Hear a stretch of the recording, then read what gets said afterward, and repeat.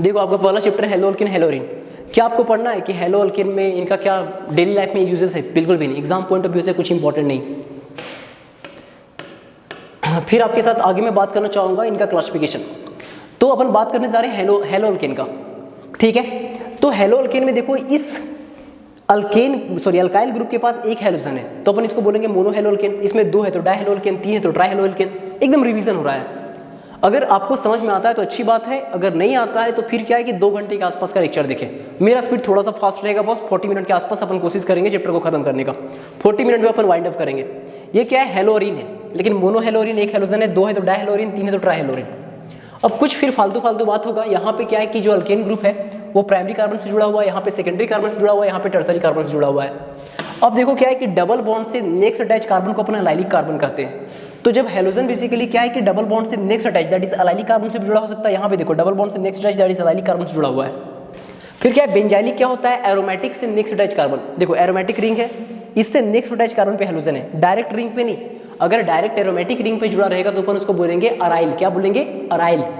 तो यहाँ पे क्या है कि एरोमेटिक से नेक्स्ट अटैच कार्बन जो प्राइमरी भी हो सकता है, सेकेंडरी भी हो सकता है, टर्सरी भी हो सकता है। सिंपल सी बात है कि सेकेंडरी टर्सरी कुछ भी हो सकता है। विनाइलिक क्या होता है? विनाइलिक होता है जब डबल बॉन्ड से डायरेक्टली अटैच हो। तो डबल बॉन्ड से जब डायरेक्टली अटैच रहेगा हेलोजन तो अपन बोलेंगे विनाइलिक, ठीक है, विनाइलिक हैलाइड। अब देखो अराइल हैलाइड क्या है? तो अराइल हैलाइड आपको अपन बताएं क्या है कि जो भी एरोमेटिक रिंग है उसके साथ डायरेक्टली जुड़ा रहेगा तो अपन बोलेंगे अराइल हैलाइड। ये बेसिक सा बात था, इसके साथ मुझे बात ही नहीं करना चाहिए था। अब नॉमेनक्लेचर देखो, नॉमेनक्लेचर में वही बोलोगे कि सर हेलोजन जो होते हैं उसको अपन सब्स्टिट्यूट के तौर पे ये बिहेव करते हैं, उसको सब्स्टिट्यूट के तौर पे अपन लेते हैं। आईयूपीएससी बोलता है वो सब्स्टिट्यूट है, ठीक है। तो सब्स्टिट्यूट है तो अपन बोलोगे क्या? इसको बोलोगे कि लॉन्गेस्ट कार्बन चेन में 3 कार्बन तो ब्रोमोप्रोपेन, लॉन्गेस्ट कार्बन चेन में 3 कार्बन है और क्लोरो बेसिकली जो सब्स्टिट्यूट है सेकंड पोजीशन पे तो 2 क्लोरोप्रोपेन। लॉन्गेस्ट कार्बन चेन पे आपका कितना, सॉरी लॉन्गेस्ट कार्बन चेन में कितना है? फटाक से बोलो सर 3 कार्बन है तो ये सब्स्टिट्यूट हो जाएगा सेकंड पे, ठीक है। लेकिन फर्स्ट पे भी सब्स्टिट्यूट आ जाएगा क्लोरो। इसको फर्स्ट क्यों लिए? क्योंकि अल्फाबेटिकली सी पहले आता है क्लोरो का, ना कि मिथाइल का एम। तो आप बोलोगे 1 क्लोरो 2 मिथाइल प्रोपेन। देखो 1 क्लोरो 2 मिथाइल प्रोपेन। इसी तरह क्या बोलोगे? ब्रोमोबेंजीन बोलोगे। इसको क्या बोलोगे? 1 2 3 1 3 डाइब्रोमोबेंजीन। इसको बोलोगे 1 3 5 ट्राइब्रोमोबेंजीन। इसी तरह आपको क्या बोलोगे? लॉन्गेस्ट कार्बन चेन में 3 कार्बन है तो अपन बोलो क्या, आप क्या बोलोगे? 1 पे क्लोरो 2 2 डाइमिथाइल प्रोपेन, ठीक है। इसको आप बोलोगे 2 पे ब्रोमो, सॉरी 2 ब्रोमो, और ये लॉन्गेस्ट कार्बन चेन में 3 कार्बन है तो 2 ब्रोमो प्रोपेन। अब आगे देखो फिर क्या है ना, जब एक ही कार्बन से 2 हेलोजन जुड़ता है तो उसको अपन बोलते हैं जेमिनल। एक ही कार्बन से 2 हेलोजन जुड़ेगा तो उसको अपन बोलेंगे जेमिनल डाइहैलाइड।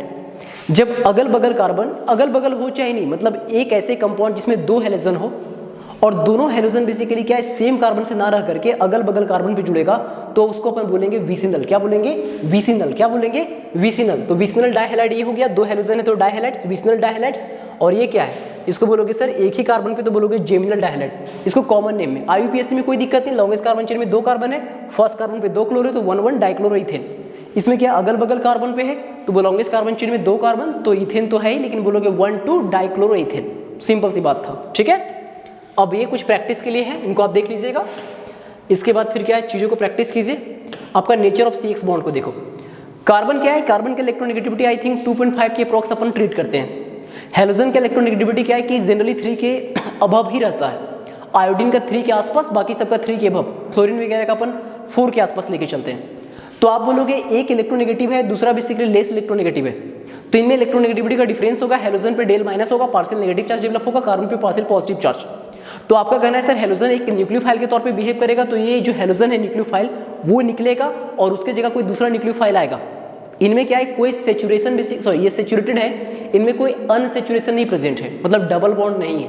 अगर डबल बॉन्ड नहीं डबल बॉन्ड नहीं अगर हेलो अल्केन में डबल बॉन्ड नहीं है, दैट इज बेसिकली क्या सेचुरेटेड है, सिंगल बॉन्ड है, तो सब्स्टिट्यूशन रिएक्शन देगा। तो सब्स्टिट्यूशन रिएक्शन कैसा देगा? डेफिनेटली न्यूक्लियोफाइल ही सब्स्टिट्यूट होगा। अब न्यूक्लियोफाइल यहां से निकलेगा तो और दूसरा न्यूक्लियोफाइल आएगा तो आप बोलोगे sir substitution nucleophilic reaction show करेगा, दैट सिंपल। अब आपका कहना है सर सब्स्टिट्यूशन न्यूक्लियोफिलिक रिएक्शन ये शो करते हैं, मतलब हेलो अल्केन का कोई कैरेक्टरिस्टिक्स रिएक्शन होगा तो सब्स्टिट्यूशन रिएक्शन होगा। जिस तरह से अल्केन का सब्स्टिट्यूशन होता है, अल्कीन का एडिशन होता है, अल्काइन का एडिशन होता है, उसी तरह आप इनका बोलोगे सब्स्टिट्यूशन रिएक्शन होगा। और कैसे सब्स्टिट्यूशन? जैसे एरोमेटिक का बोलते हो ना इलेक्ट्रोफिलिक सब्स्टिट्यूशन, एरोमेटिक कंपाउंड का बोलते हो इलेक्ट्रोफिलिक सब्स्टिट्यूशन, ये एरोमेटिक नहीं है। इसका आप बोलोगे कि सर इनका जो बेसिकली कैरेक्टरिस्टिक्स रिएक्शन होता है न्यूक्लियोफाइल सब्स्टिट्यूट करेगा तो न्यूक्लियोफिलिक सब्स्टिट्यूशन रिएक्शन। अपन देखेंगे न्यूक्लियोफिलिक सब्स्टिट्यूशन रिएक्शन यूनिमोलिकुलर हो सकता है, बायोमोलिकुलर हो सकता है, लेकिन उससे पहले क्या है कि डाइपोल नाम का चीज आने वाला है। अब देखो एनसीईआरटी में इंपॉर्टेंट है डायपोल, तो तुम बोलोगे सर डॉन द ग्रुप क्या होगा ना, डॉन द ग्रुप इलेक्ट्रोनेगेटिविटी घट रहा है, तो तुम बोलोगे एक बात तो बचपन से जानते हैं, बचपन छोड़ यार कम से कम क्लास 10 से अपन जानते हैं दैट डायपोल जो है ना, ये इसको यू से रिप्रेजेंट करते हैं, ये दोनों का चार्ज का डिफरेंस इनटू बॉन्ड लेंथ बोलो चाहे डिस्टेंस बोलो ये होता है, और इसका यूनिट अपन इस्तेमाल करते हैं डी बाई। बहुत अच्छा। तो आपका कहना है कि सर यहाँ पे electronegativity down the group decrease हो रहा है, मतलब ये क्या है 4 है, ये 3.2 के आसपास है, इसका 3 के आसपास मान लो, वैसे 2.8 जनरली देखते हैं, इसका 2.5 देखते हैं, लेकिन आप इसका 3 के आसपास, इसका 2.8 के आसपास देख लो, मतलब नीचे की तरफ इलेक्ट्रोनेगेटिविटी घटेगा तो कार्बन और हेलोजन के बीच में जो चार्ज का डिफरेंस है वो घटेगा, वो डिक्रीज होगा। तो आपका सोचना था कि ठीक है तो फिर डायपोल डिक्रीज होना चाहिए, लेकिन डायपोल सिर्फ चार्ज पर डिपेंड करे तब तो चार्ज और डिस्टेंस दोनों पर डिपेंड करता है। तो एक्चुअली क्या है ना कि यहाँ पे कार्बन क्लोरीन के केस में चार्ज का डिफरेंस जो है फ्लोरीन के मुकाबले कम है, लेकिन उतना भी कम नहीं है, लेकिन बॉन्ड लेंथ ज़्यादा है। तो बॉन्ड लेंथ और चार्ज का डिफरेंस का मल्टीप्लाई होने के बाद देखा गया कि कार्बन क्लोरीन के केस में जो डायपोल है वो कार्बन फ्लोरीन से ज़्यादा है।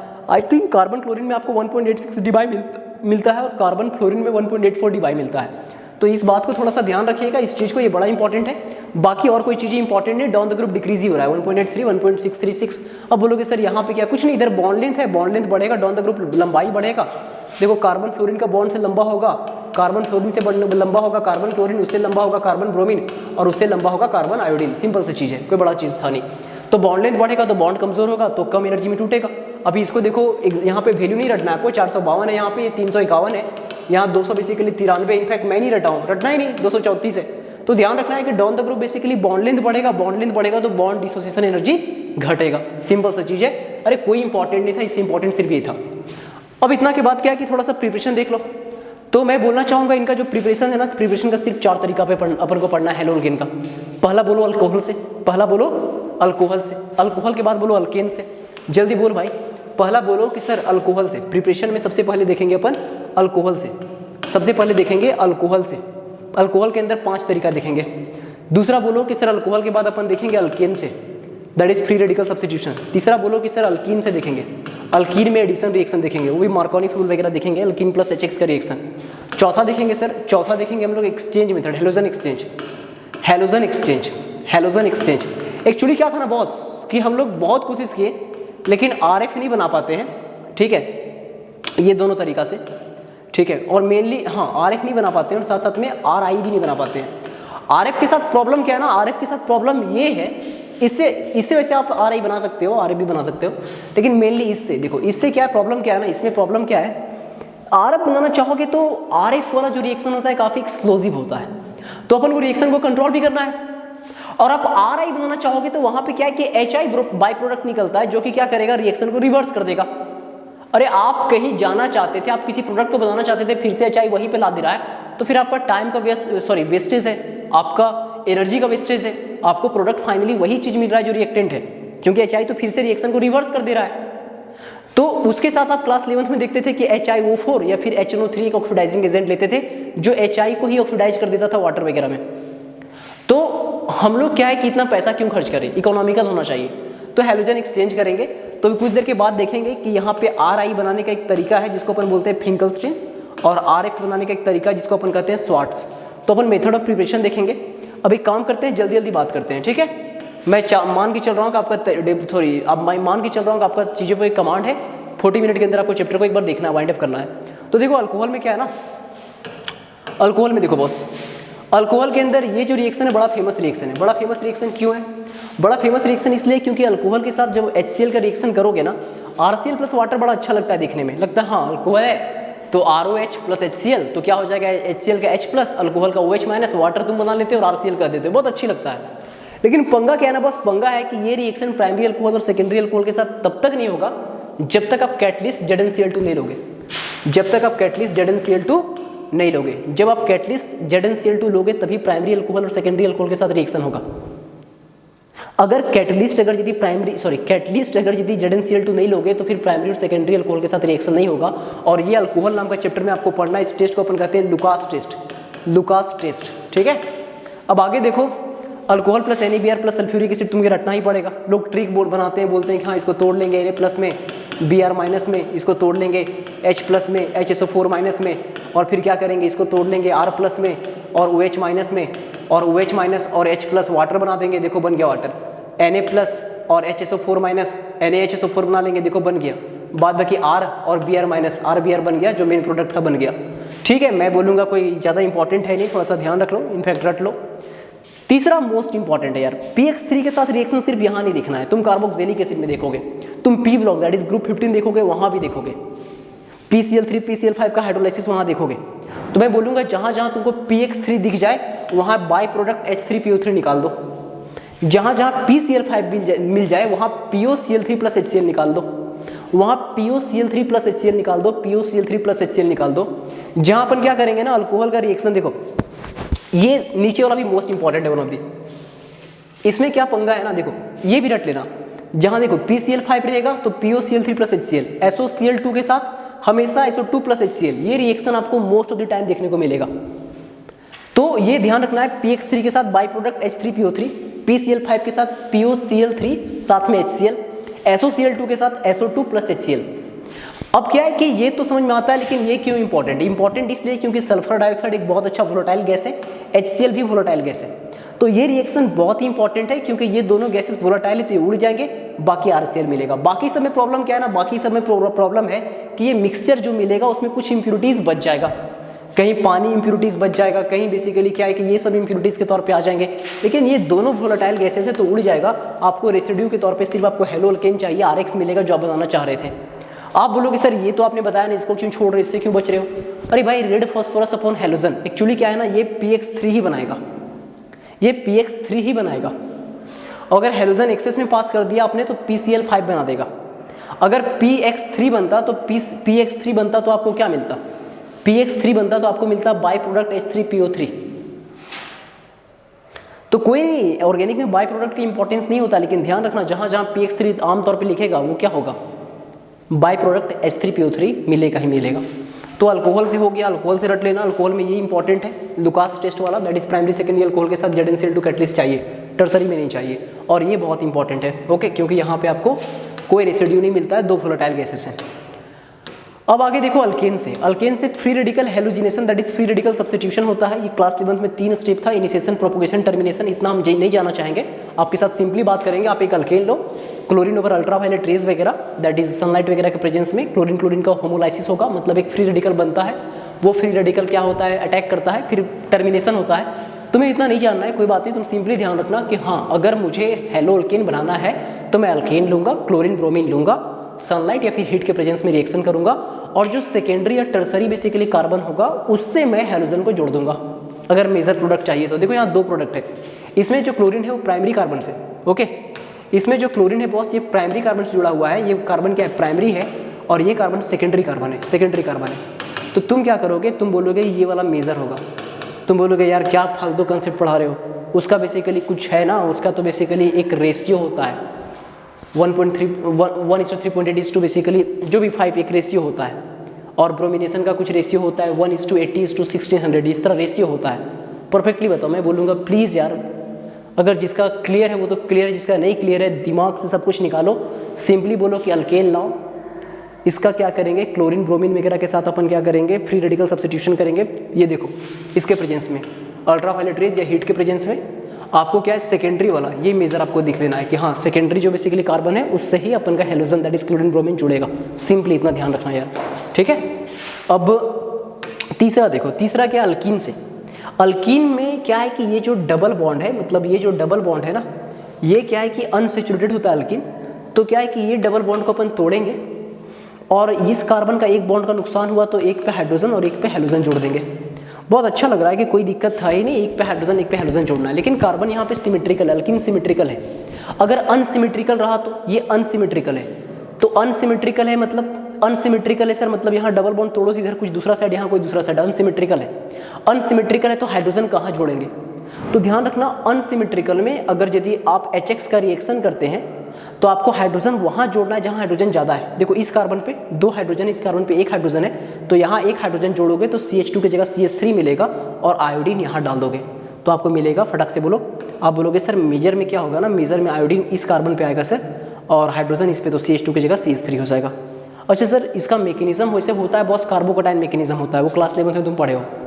सिंपली तुम ध्यान रखो कि कोई दिक्कत नहीं, कार्बोडाइल मैकेनिज्म के भाड़ में सिंपली अपन ध्यान रखेंगे कि अनसिमेट्रिकल अल्कीन है, तो यहाँ पे ध्यान रखेंगे इस रूल को अपन कहते हैं, एक रशियन केमिस्ट थे जिनके नाम पे अपन बोलते हैं मार्कोव-निकोव्स रूल, मार्कोव-निकोव्स रूल्स। ये रूल कहता है कि अनसिमेट्रिकल अल्कीन में आपको क्या हाइड्रोजन वहाँ जोड़ना है जहाँ हाइड्रोजन ज़्यादा था, और हैलोजन वहाँ जोड़ना है जहाँ हाइड्रोजन जिस कार्बन पे कम था। तो देखो यहाँ पे क्या है कि हाइड्रोजन जोड़े जिस पे हाइड्रोजन कम था, और हाइड्रोजन वहाँ जोड़े जहाँ हाइड्रोजन ज़्यादा था। यहाँ पे 2 हाइड्रोजन था तो यहाँ पे 2 की जगह 3 हो गया, यही मेजर प्रोडक्ट मिलेगा। माइनर तो आपको कुछ ही मिल सकता है, ठीक है। माइनर में इंपॉर्टेंट नहीं होता, ऑर्गेनिक में इंपॉर्टेंट होता है मेजर प्रोडक्ट, ठीक है। तो अब आगे बोलोगे कि सर इसको क्यों छोड़ रहे हो यार, इसको बता दो। ठीक है, अल्कीन है, अल्कीन के साथ क्या करेंगे ना, अपन नॉन पोलर सॉल्वेंट लेंगे। अपना सॉल्वेंट क्या है, नॉन पोलर सॉल्वेंट अपन लेंगे। अरे भाई तू सेव क्यों हो रहा है भाई, अपन सॉल्वेंट लेंगे नॉन पोलर। सॉल्वेंट कैसा है, नॉन पोलर। ये नॉन पोलर सॉल्वेंट के प्रेजेंस में ब्रोमीन क्लोरीन वगैरह का अपन रिएक्शन करेंगे ना, तो यहाँ पे अनसेचुरेशन खत्म होगा, ये डबल बॉन्ड टूटेगा और इस कार्बन पे भी ब्रोमीन जुड़ेगा, इस पे भी जुड़ेगा। तो अगल बगल दोनों पे अगर यदि हेलोजन जुड़ेगा तो बोलेंगे हाँ 2 हेलोजन आ गया मतलब डायहेलाइड्स आ गया, और अगल बगल वाला कार्बन पे आया मतलब विसिनल डायहेलाइड्स आ गया। इट्स सो सिंपल यार, ठीक है। अब देखो हाँ हेलोजन एक्सचेंज अपन बात कर लेते हैं। हेलोजन एक्सचेंज में क्या है ना, अभी कुछ देर पहले बात किए थे कि पंगा क्या था ना अपने साथ, अपन ये नहीं बना पा रहे थे RF, क्योंकि रिएक्शन एक्सप्लोजिव हो जा रहा था, और RI नहीं बना पा रहे थे क्योंकि बाई प्रोडक्ट में जो है ना HI निकल रहा था। और ये HI के साथ साला पंगा क्या है ना कि ये रिएक्शन को फिर से रिवर्स कर देता है। तो देखो ये फॉरवर्ड रिएक्शन है ना, इससे ज़्यादा बैकवर्ड रिएक्शन हो जाएगा। और आप जो लिए थे ना अल्केन लिए थे, वही RH अल्केन लिए थे, और अल्केन के साथ जो रिएक्शन किए थे ना HI सॉरी इसका आयोडीन वगैरह का, तो क्या होगा कि रिएक्शन को फिर से रिवर्स कर देगा। ये जो है ना RI के को क्या करेगा, HI देखो बहुत अच्छा रिड्यूसिंग एजेंट है, HI बहुत अच्छा रिड्यूसिंग एजेंट है। इतना ज़्यादा बॉन्ड लेंथ है हाइड्रोजन आयोडीन के बीच में, ये आसानी से टूटेगा, और H+ जो मिलेगा वो क्या R के साथ जुड़ेगा तो RH फिर से आपको मिल जाएगा।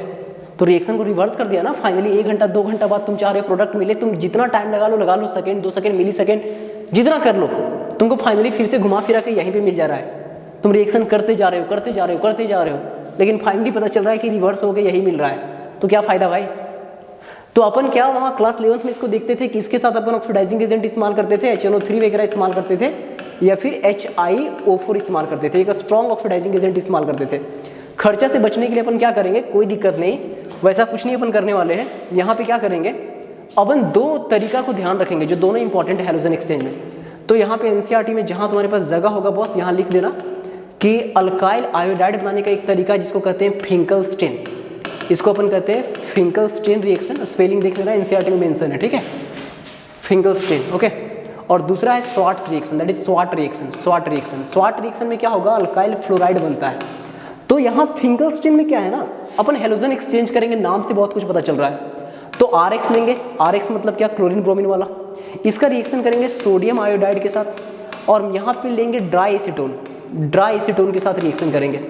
तो क्या होगा, यहाँ पे क्या है कि R के साथ आयोडीन दैट इज RI बना देगा, और सोडियम के साथ ये जो क्लोरीन ब्रोमीन वाला जो है NaX बन जाएगा। तो हेलोजन एक्सचेंज हो गया। अब रीज़न नहीं दिया हुआ ऐसा क्यों होता है, घबराओ मत, तुम्हें जानना भी नहीं। मेन रीज़न क्या होता है ना, सोडियम बेसिकली क्या है कि इसके साथ बहुत ही स्टेबल क्रिस्टल अटैच बनेगा, क्योंकि यहाँ पे जो अनायन है ना, वो अनायन बेसिकली क्या है कि आयोडीन की जगह अगर क्लोरीन ब्रोमीन रहेगा तो थोड़ा सा लटाइस एनर्जी बहुत अच्छा रहेगा, बहुत अच्छा आयोनिक कैरेक्टर वगैरह आएगा, और यहाँ पे इनमें कोवेलेंट बॉन्ड वगैरह ठीक ठाक आ जाएगा। तो वैसा कोई बेसिकली हमें उतना याद नहीं रखना है, उतना ध्यान नहीं रखना है। NCERT में नहीं मतलब नहीं तो नहीं है, बस सिंपली रखना है कि हाँ पूछा जाएगा आपको व्हाट इज फिंकलस्टीन रिएक्शन, तो ध्यान रखना है this is the reaction of method of preparation of alkyl fluoride bye halogen exchange in which RX that is alkyl bromide or chloride is reacted with sodium iodide in presence of dry-sodium। बस simple. बोलोगे यार इतना लंबा simple है, हाँ भाई simple तो है, रटना पड़ेगा। अब लास्ट टाइम में रटो, अगर नहीं पढ़े हो तो, और पढ़े हो तो फिर तुम्हारे मजे ही मजे हैं। तो आपने देख लिया इसका, ये देखो अल्काइल आयोडाइड को हम ऑफन प्रिपेयर करते हैं ना, किसके द्वारा, ये अल्काइल क्लोराइड या ब्रोमाइड हो सकता है, मतलब ये क्लोरीन ब्रोमीन हो सकता है, sodium iodide in the presence of dry acetone भी लिख लेना NCERT में, क्योंकि तुम कभी कभी इसको नहीं पढ़ते हो तो कम से कम यहाँ लिखा रहे ड्राई एसीटोन, ठीक है। और ऐसे देख लो क्या मिला, एक्सचेंज हो गया, R के साथ I, सोडियम के साथ X। तो ये हो गया आपका फिंकलस्टीन हो गया, वेरी गुड। अब स्वाट देखेंगे अपन। स्वाट में क्या है ना, स्वाट में देखो भाई, स्वाट में क्या है, आप RX का रिएक्शन करोगे मेटल फ्लोराइड मतलब silver fluoride, mercury fluoride, cobalt fluoride, antimony fluoride, इनके साथ आप रिएक्शन करोगे। जब इनके साथ आप रिएक्शन करोगे ना बॉस, देखो यार, इनके साथ आप रिएक्शन करोगे ना तो ये क्या मेटल बेसिक, सॉरी ये RX हो गया। RX का आप रिएक्शन कर रहे हो बॉस किसके साथ, मेटल फ्लोराइड के साथ, silver fluoride, mercury fluoride, cobalt fluoride, antimony fluoride के साथ रिएक्शन कर रहे हो तो आपको मिल जाएगा CH3F मिल जाएगा, दैट इज RF मिल गया, और साथ में क्या मिल गया, metal fluoride, sorry metal bromide, that is exchange हुआ। यहाँ ब्रोमीन था तो ब्रोमीन आ गया, क्लोरीन रहता तो सिल्वर का बेसिकली क्लोराइड मिलता, AgCl मिलता, कोई दिक्कत नहीं यार। तो यहाँ एक्सचेंज ही तो हो रहा है, लेकिन ध्यान रखना मेटल बेसिकली फ्लोराइड में सिल्वर ही नहीं बल्कि cobalt CuF2 SbF3, mercury fluoride Hg2F2, ये कोई भी मेटल फ्लोराइड, देखो ये चार जो दिया हुआ है ना, सिल्वर, मरकरी, कोबाल्ट और एंटीमनी, रट लेना भाई। इस मेथड को अपन बोलते हैं स्वार्ट्स रिएक्शन। कौन सा रिएक्शन, स्वार्ट्स रिएक्शन। हम पूछा जाएगा आपको व्हाट इज स्वार्ट्स रिएक्शन, तुम्हें लिखना पड़ेगा this is the method of preparation of alkyl fluoride bye halogen exchange in which alkyl halide that is RX is reacted with metal fluoride like silver fluoride या mercury fluoride, cobalt, SbF3 वगैरह। ठीक है, clear है, ध्यान रहेगा। अब आगे क्या है आपको ध्यान रखना है, ये प्रिपरेशन ऑफ हेलोरिन। ठीक है, हेलोरिन में क्या है कि आपके NCERT में दो तरीका दिया हुआ है। अब एक तो क्या है ना, एक तो है आपका, फटाक से बोलो, इलेक्ट्रोफिलिक सब्स्टिट्यूशन रिएक्शन। इससे घबराना नहीं बॉस, ये क्या है, जहाँ जहाँ पेरेंट चेन तुमको क्या दिखेगा एरोमेटिक, वहाँ ध्यान रखना कि इलेक्ट्रोफिलिक सब्स्टिट्यूशन रिएक्शन इनका कैरेक्टरिस्टिक्स रिएक्शन होता है। यहाँ देख लो ये हेलोजन है, अब क्या है कि ल्यूइस एसिड के प्रेजेंस में दैट इज Fe लिए, FeCl2, FeCl3 वगैरह लिए, ल्यूइस एसिड के प्रेजेंस में रिएक्शन करेंगे तो एक इलेक्ट्रोफाइल बनेगा और इलेक्ट्रोफाइल अटैक करता है ऑर्थो पैरा पे। आई थिंक ये सब चीज़ें तुमको क्लास 11 से बढ़िया से पता है। तो देखो यहाँ पे ऑर्थो पोजीशन पे हेलोजन अटैक किया या फिर पैरा पोजीशन पे, तो ऑर्थो हेलोटोलिन मिल गया या फिर पैरा हेलोटोलिन मिल गया, कहने का मतलब है कि हेलोरिन मिल गया। ठीक है, थोड़ा सा ध्यान रखिएगा कि इसका मैकेनिज्म इलेक्ट्रोफिलिक सब्स्टिट्यूशन रिएक्शन होता है, ये आप बढ़िया से पहले पढ़ चुके हो। ठीक है, अब इसके बाद क्या है कि अगला चीज़ को देखना बहुत ज़रूरी है। अगला चीज़ आपको क्या देखना है, ये by amines, by Sandmeyer reaction. तो वैसे तो क्या बोलोगे कि सर ये पोर्शन तो हटा दिया गया, बिल्कुल मैं भी मानता हूँ ये पोर्शन हट गया है अमीन नाम का चैप्टर में, लेकिन लोगों को कंट्रोवर्सी करना होगा तो बोलेंगे यार इस चैप्टर में इसको थोड़ी ना हटाएं, इस चैप्टर में तो इसको पढ़ना है, तो ये अपन देख लेते हैं, कोई दिक्कत नहीं, कोई बड़ा पंगा नहीं। आप इसको जान रहे हो एनिलीन का, इस पे NH2 लगा दो, इसको अपन एनिलीन कहते हैं। इसका रिएक्शन करो सोडियम नाइट्राइट के साथ, नाइट्रेट नहीं बल्कि नाइट्राइट NaNO2 के साथ में HX रहेगा, HX में HCl ले लो और टेम्परेचर रखो मात्र 0 से 10 डिग्री सेल्सियस, मात्र 0 से 10 डिग्री सेल्सियस। तो आपको क्या मिलेगा, ये बेंजीन जो था ना, ये तो बेंजीन रहेगा ही रहेगा, एरोमेटिक चीज़ काफ़ी स्टेबल होता है। इसके साथ N2+ और साथ में यहाँ पे क्लोरीन रहता तो क्लोरीन, ब्रोमीन रहता तो ब्रोमीन, सपोज दैट क्लोरीन है तो Cl- लगा दो। तो आपका कहना है सर ये पोर्शन को अपन बेंजीन बोलेंगे, N2+ को डाइजोनियम कहते हैं। अरे जैसे Cl- को क्लोराइड कहते हो, Br- को ब्रोमाइड कहते हो, N-3 को नाइट्राइड कहते हो, वैसे N2+ को क्या कहेंगे, डाइजोनियम कहेंगे, डाइजोनियम। और ये क्या है, क्लोराइड है तो benzene diazonium chloride, benzene diazonium chloride. यहाँ ब्रोमाइड रहता तो बेंजीन डाइजोनियम ब्रोमाइड। अब ये देखो नाइट्रोजन के ऊपर पॉजिटिव चार्ज बहुत ही अनस्टेबल है, तो साले को जैसे मौका मिलेगा ना वहाँ से नाइट्रोजन बेसिकली भागेगा यहाँ से। तो अब क्या है कि यहाँ पे आपने क्या किया, एनिलीन का रिएक्शन किया NaNO2+ HX के साथ, तो आपको मिला बेंजीन डाइजोनियम हैलाइड मिला। और ये जो बेंजीन डाइजोनियम हैलाइड है इसका रिएक्शन आपने किया कॉपर हैलाइड के साथ, Cu2X2 के साथ। तो आपको क्या मिल रहा है, आपको मिल रहा है यहाँ पे ये नाइट्रोजन N2+ यहाँ से हटेगा और जैसे ये भागेगा आपको क्या मिल जाएगा, फटाक से बोलो, ये मिल जाएगा सर बेंजीन और इसके साथ बेसिकली हैलाइड, दैट इज हेलोरिन मिल गया। तो हेलोरिन बड़ा सिंपल था बॉस, तुम बोलोगे यार नहीं पढ़ना है, घबराओ मत यार, कुछ नहीं, कंट्रोवर्सी से बचो। थोड़ा सा एक लाइन का तो था, फटाक से बोलो, क्या एनिलीन था सर, रिएक्शन किए NaNO2 के साथ in the presence of HCl वगैरह 0 से 10 डिग्री सेल्सियस, तो बेंजीन डाइजोनियम हैलाइड मिला। नाइट्रोजन के ऊपर पॉजिटिव बहुत ही अनस्टेबल, इसको जैसे मौका मिलेगा बेचारा भागेगा, तो इसको आपने कॉपर हैलाइड के साथ रिएक्शन किया Cu2X2 के साथ, तो आपको क्या मिल जाएगा, सिंपली मिल जाएगा सर अराइल हैलाइड मिल जाएगा, सिंपल था। अच्छा, इस फेमस रिएक्शन को अपन कहते हैं सैंडमेयर रिएक्शन, कुछ भी नहीं था, कॉपर +1 ऑक्सीडेशन स्टेट में था। इस फेमस रिएक्शन को अपन कहते हैं सैंडमेयर रिएक्शन, सैंडमेयर रिएक्शन। अच्छा, ये डाइजोनियम बनने को नहीं, इस रिएक्शन को अपन कहते हैं Sandmeyer reaction, that is diazonium से इसको बनाना। अब इतना के बाद क्या है ना, इतना के बाद देखो बेंजीन है, डाइजोनियम है, हैलाइड है, इसका रिएक्शन अपन करेंगे Ki के साथ, दैट इज पोटेशियम आयोडाइड के साथ। किसके साथ, पोटेशियम आयोडाइड के साथ। तो तुम बोलोगे सर यहाँ भी क्या होने वाला है, ये अनस्टेबल, नाइट्रोजन के ऊपर पॉजिटिव चार्ज बहुत ही अनस्टेबल है, तो ये निकलेगा और यहाँ पे आयोडीन घुस जाएगा, तो तुम बोलोगे कि आयोडोबेंजीन मिल गया, मतलब मिला जुला करके हेलोरिन मिल गया।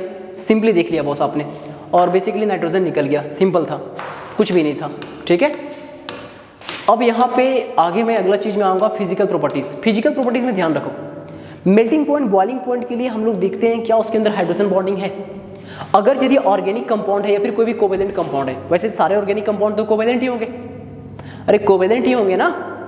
तो कोवेलेंट कंपाउंड के अंदर तुम बोलोगे कि sir melting point boiling point के लिए सबसे पहले देखेंगे हाइड्रोजन बॉन्डिंग। सबसे पहले क्या देखने वाले आप? Hydrogen bonding. आप मेल्टिंग पॉइंट बॉइलिंग पॉइंट के लिए सबसे पहले देखते हो हाइड्रोजन बॉन्डिंग। हाइड्रोजन बॉन्डिंग के बाद आपका प्रायोरिटी होता है डाइपोल। अच्छा, ये तब हम लोग देखते हैं जब इनका मॉलिक्यूलर मास करीब करीब बराबर होगा, मॉलिक्यूलर मास सेम होगा। मॉलिक्यूलर मास सेम होगा तो सबसे पहला प्रायोरिटी होगा हाइड्रोजन बॉन्डिंग, फिर होगा डाइपोल। अच्छा, मॉलिक्यूलर मास डिफरेंट हुआ तो तुम बोलोगे मास डिफरेंट होगा सर, तो वंडर वाल फोर्स डिफरेंट होगा। बोलोगे वंडर वाल फोर्स डायरेक्टली प्रोपोर्शनल होता है मास पे। अगर मास अगर यदि बढ़ेगा तो वंडर वाल फोर्स बढ़ेगा, और वंडर वाल फोर्स बढ़ेगा तो मेल्टिंग पॉइंट बॉइलिंग पॉइंट बढ़ेगा। तो एक बात तो ये ध्यान रखें। दूसरी बात आप बोलिएगा कि सर आइसोमर के केस में, किसके केस में? For the case of isomer, isomer के केस में ब्रांचिंग बढ़ेगा। क्या बढ़ेगा? बोलना आइसोमर के लिए क्या बोलना? बोलना सर आइसोमर के केस में जो melting point boiling point inversely proportional होता है ब्रांचिंग से। किससे? ब्रांचिंग से। ये जो ब्रांचिंग है ना, ब्रांचिंग से बॉस इनवर्सली प्रोपोर्शनल होता है। अगर ब्रांचिंग बढ़ते जाएगा तो मेल्टिंग पॉइंट बॉइलिंग पॉइंट घटते जाएगा। ब्रांचिंग बढ़ेगा तो मेल्टिंग पॉइंट बॉइलिंग पॉइंट घटेगा, ब्रांचिंग बढ़ेगा तो मेल्टिंग पॉइंट बॉइलिंग पॉइंट घटेगा। इस बात को ध्यान रखना। तो अपन एक काम करते हैं, सिंपल सा चीज़ों को देखते हैं, ठीक है। यहाँ पे देखो, मैं बोला ब्रांचिंग बढ़ेगा तो मेल्टिंग पॉइंट बॉइलिंग पॉइंट घटेगा in the case of isomer, जरूर रटना, ठीक है। यहाँ देखो यार, ये क्या है? ये CH3X, X में यहाँ पे लाल कलर से क्लोरीन है, ये लाल कलर से क्लोरीन है। ये बेसिकली क्या है? वायलेट कलर से ब्रोमीन है, और ये येलो कलर से आयोडीन है। तो हर किसी को पता है कि क्लोरीन से ज़्यादा मास होगा ब्रोमीन का, ब्रोमीन से ज़्यादा मास होगा आयोडीन का। तो आप बोलोगे इधर मास बढ़ रहा है बॉस, मास बढ़ रहा है। तो अभी तुमने जाना कि मास बढ़ेगा तो मास इंक्रीज होगा तो वंडर वाल फोर्स इंक्रीज होगा, और वंडर वाल फोर्स इंक्रीज होगा तो बॉइलिंग पॉइंट मेल्टिंग पॉइंट सब इंक्रीज होगा। देखो बॉइलिंग पॉइंट बढ़ रहा है। दूसरा केस में देखो, बोलोगे सर यहाँ भी कुछ ऐसा ही होगा, यहाँ भी कुछ ऐसे होगा, ये क्लोरीन है, ब्रोमीन, आयोडीन है। लेकिन ओके बॉस, तो आपने क्या कहा ना, देखो यार आपने क्या कहा? आपने कहा कि सर इधर मास बढ़ रहा है, ठीक है यार, मास बढ़ रहा है। अगर मास इंक्रीज होगा सर तो वंडर वाल फोर्स बढ़ेगा, और वंडर वाल फोर्स बढ़ेगा तो physical properties that is melting point boiling point सब कुछ इंक्रीज होगा। तो आपका कहना है कि बॉइलिंग पॉइंट भी इंक्रीज होगा। बहुत अच्छी बात है यार। फिर आप बोलोगे सर यहाँ पे क्या है ना, ये देखो, ये क्लोरीन था, ब्रोमीन था, आयोडीन था, क्लोरीन, ब्रोमीन, आयोडीन। यहाँ देखिए सर, क्लोरीन से ज़्यादा ब्रोमीन का मास है, ब्रोमीन से ज़्यादा आयोडीन का, तो डेफिनेटली वही ट्रेंड देखने को मिलेगा। बहुत सिंपल सी लॉजिक है। लेकिन देखो, ये भी क्लोराइड है, ये भी क्लोराइड्स वाला है, अल्काइल क्लोराइड्स, तो इससे ज़्यादा इसका बॉइलिंग पॉइंट क्यों हुआ? सिंपल सा लॉजिक है, देखो। और फिर इससे ज़्यादा क्या है? फिर इससे ज़्यादा इसका हुआ। तो सिंपल सी बात है बॉस, यहाँ पे अल्काइल ग्रुप CH3 है, यहाँ अल्काइल ग्रुप C2H5 है, और यहाँ अल्काइल ग्रुप C3H7 है। देखो C3H7 है, ये C2H5 है, CH3 है। तो आप कह रहे हैं सर ये अल्काइल ग्रुप से ज़्यादा ये अल्काइल ग्रुप का मास है, इससे ज़्यादा इसका है, तो डेफिनेटली मास बढ़ेगा तो वंडर वाल फोर्स बढ़ेगा, और वंडर वाल फोर्स बढ़ेगा तो डेफिनेटली करस्पॉन्डिंग इनका जो है सो बॉइलिंग पॉइंट भी बढ़ेगा। सिंपल सा यहाँ पे लॉजिक था। कुछ देर पहले मैं आपको बताया हूँ आइसोमर के केस में क्या है कि आइसोमर के केस में जैसे जैसे ब्रांचिंग बढ़ेगा वैसे वैसे क्या है कि आपका बॉइलिंग पॉइंट वगैरह घटेगा, क्योंकि ब्रांचिंग बढ़ेगा तो सरफेस एरिया घटेगा। अब इसको देखो, आप आपके एनसीईआरटी में एग्जाम्पल यहाँ पे बढ़िया से दिया हुआ है। एग्जाम्पल यहाँ पे क्या मेंशन है बॉस, इसको आप देखो। यहाँ पे क्या है, इस डायरेक्शन में ब्रांचिंग बढ़ रहा है, यहाँ पे कोई ब्रांचिंग नहीं, यहाँ पे एक ब्रांचिंग है, यहाँ पे दो ब्रांचिंग है। ब्रांचिंग बढ़ेगा तो सरफेस एरिया घटेगा। इसको आप बोलो आइसोमर के केस में बोलो कि ब्रांचिंग अगर यदि इंक्रीज होगा, ठीक है, देन सरफेस एरिया डिक्रीज होगा, देयरफॉर बॉइलिंग पॉइंट और मेल्टिंग पॉइंट डिक्रीज होगा। सिंपल सा लॉजिक है। तो आप देखो यहाँ बॉइलिंग पॉइंट 375 है, यहाँ 364 है, यहाँ 346 है। आपका कहना है ब्रांचिंग बढ़ेगा तो सरफेस एरिया घटेगा, और सरफेस एरिया घटेगा साथ साथ में बॉइलिंग पॉइंट भी घटेगा। एकदम वेरी सिंपल। अब एक बहुत ही इंपॉर्टेंट क्वेश्चन आता है। इंपॉर्टेंट क्वेश्चन क्या होता है, यहाँ पे देखो, यहाँ पे इसमें इंपॉर्टेंट क्वेश्चन ये है यार कि यहाँ पे सब के सब डाइक्लोरोबेंजीन है, ये सारे के सारे डाइक्लोरोबेंजीन है। लेकिन ये जो पैरा डाइक्लोरोबेंजीन है ना, ये जो पैरा डाइक्लोरोबेंजीन है, इसका बॉइलिंग पॉइंट देखो, इसका सॉरी बॉइलिंग पॉइंट बोलता हूँ, मेल्टिंग पॉइंट देखो। यहाँ पे ऑर्थो का मेल्टिंग पॉइंट 256 है, यहाँ पे मेटा का 249 है, और पैरा का 323 है। तो आपका कहना है सर जो पैरा आइसोमर है, पैरा आइसोमर का मेल्टिंग पॉइंट सबसे ज़्यादा है। इनफैक्ट देखो ना 70 डिग्री के आसपास का डिफरेंसेस है। तो पैरा वाला का इतना ज़्यादा मेल्टिंग पॉइंट होने का क्या रीज़न है? ब्रांचिंग सब में बेसिकली बराबर है, सबके सब आइसोमर है, वंडर वाल फोर्स सब में बराबर है। रहा बात डाइपोल के सर, तो इसमें डाइपोल नेट डाइपोल जीरो भी होना चाहिए। इसमें डाइपोल कुछ ऐसा है तो नेट डाइपोल जीरो हो जाएगा, अपोजिट डायरेक्शन में दो फोर्सेस। अरे तुम सिंपली सोचो ना, यहाँ पे क्या है, यहाँ पे क्या ऑर्थो में दो फोर्सेस इस तरह से है, बेटा में दो फोर्सेस कुछ इस तरह से है, ये ऑर्थो में 60 डिग्री पे दो फोर्सेस है, ठीक है, दो डायपोल। मेटा में कितना है 120 डिग्री पे है, और यहाँ पैरा में कितना है 180 डिग्री पे है। तो डेफिनेटली नेट डायपोल तो यहाँ पे 0 होना चाहिए था, और सबसे तो डेफिनेटली यहाँ पे क्या होना चाहिए था, मेल्टिंग पॉइंट सबसे कम होना चाहिए था। लेकिन क्या है ना, मेल्ट हम किसको करते हैं, मेल्ट अपन सॉलिड को करते हैं, और सॉलिड का अपना एक क्रिस्टल लटाइस होता है, सॉलिड स्टेट नाम का चैप्टर में आप पढ़े हो। तो ये जो है ना, इसका क्या है कि सिमेट्री प्रेजेंट होने के कारण, ये जो पैरा आपका जो है, पैरा में सिमेट्री प्रेजेंट होने के कारण इनके जो क्रिस्टल लटाइस होते हैं, मतलब बहुत सारे जो लटाइस होंगे सॉलिड के, एक दूसरे के साथ बहुत ही बढ़िया से फिट होते हैं। क्रिस्टल लटाइस एक दूसरे के साथ बहुत ही बढ़िया से फिट होते हैं, और जब क्रिस्टल लटाइस एक दूसरे से फिट होगा तो इनको क्या है ना, इनको सेपरेट करने में आपको बहुत एनर्जी लगेगा। तो इसीलिए क्या है कि आप बोलोगे कि in the case of para isomer symmetry is present. Para isomer के केस में सिमेट्री प्रेजेंट होगा, और सिमेट्री प्रेजेंट होने के कारण सर इनका जो मेल्टिंग पॉइंट होगा मैक्सिमम होगा। तो आपका एक बहुत ही इंपॉर्टेंट क्वेश्चन बनता है इससे कि पैरा आइसोमर का मेल्टिंग पॉइंट सबसे ज़्यादा कैसे है। अच्छा क्यों है, बॉइलिंग पॉइंट में कोई डिफरेंसेस नहीं, बॉइलिंग पॉइंट में डिफरेंसेस ज़्यादा नहीं, देखो सबका करीब करीब बराबर है। इनफैक्ट पैरा वाला का ऑर्थो वाला से कम है। बॉइलिंग की देखो, बॉइल किसको करोगे, बॉइल लिक्विड को करोगे, और लिक्विड में कोई ऐसा क्रिस्टल वाली बात ही नहीं बॉस।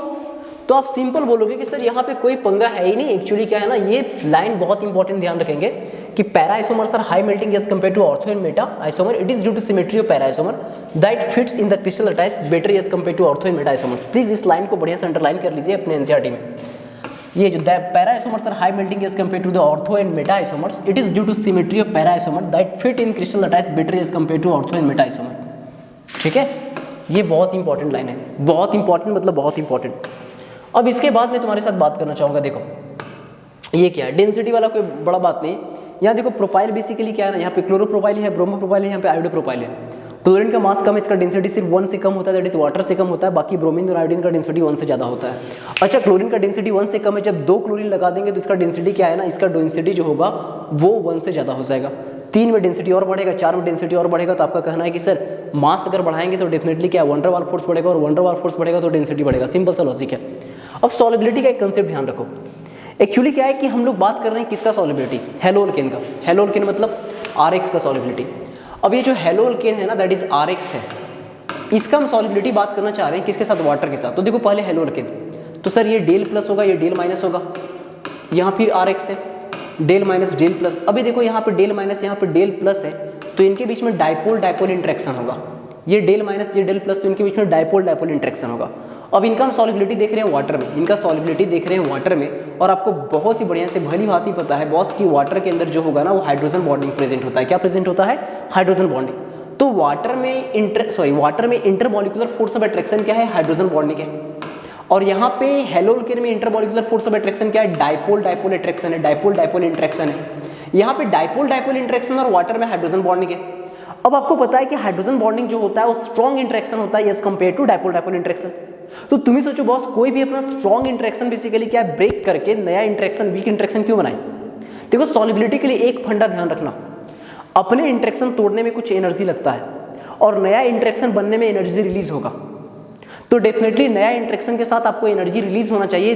बॉन्ड बेसिकली ब्रेक करने से, जो अपना इंटरेक्शन तोड़ने से जितना एनर्जी लगता है उससे ज़्यादा एनर्जी रिलीज होना चाहिए। अब क्या बोलोगे कि सर तो खुशी खुशी की बात है ना सर, डाइपोल डाइपोल इंटरेक्शन था, ये ब्रेक होगा और नया इंटरेक्शन जो बनेगा वाटर के मॉलिक्यूल के साथ, तो यहाँ पे क्या है कि एनर्जी ज़्यादा रिलीज होना चाहिए, मतलब डाइपोल इंटरेक्शन से तो बेहतर इंटरेक्शन यहाँ होगा। अरे भाई तू ही सोच, यहाँ पे डाइपोल इंटरेक्शन, इसके पास हाइड्रोजन बॉन्डिंग इंटरेक्शन है, वाटर अपना हाइड्रोजन बॉन्ड इंटरेक्शन का बेसिकली कुर्बानी क्यों दे यार, क्यों भाई। तो सॉलिबिलिटी को लेकर के ध्यान रखना कि जो हेलोअल्केन होते हैं स्पैरिंगली सॉल्युबल होते हैं, बिकॉज सॉलिबिलिटी के लिए अपना इंटरेक्शन तोड़ना पड़ता है और नया इंटरेक्शन बनाना पड़ता है।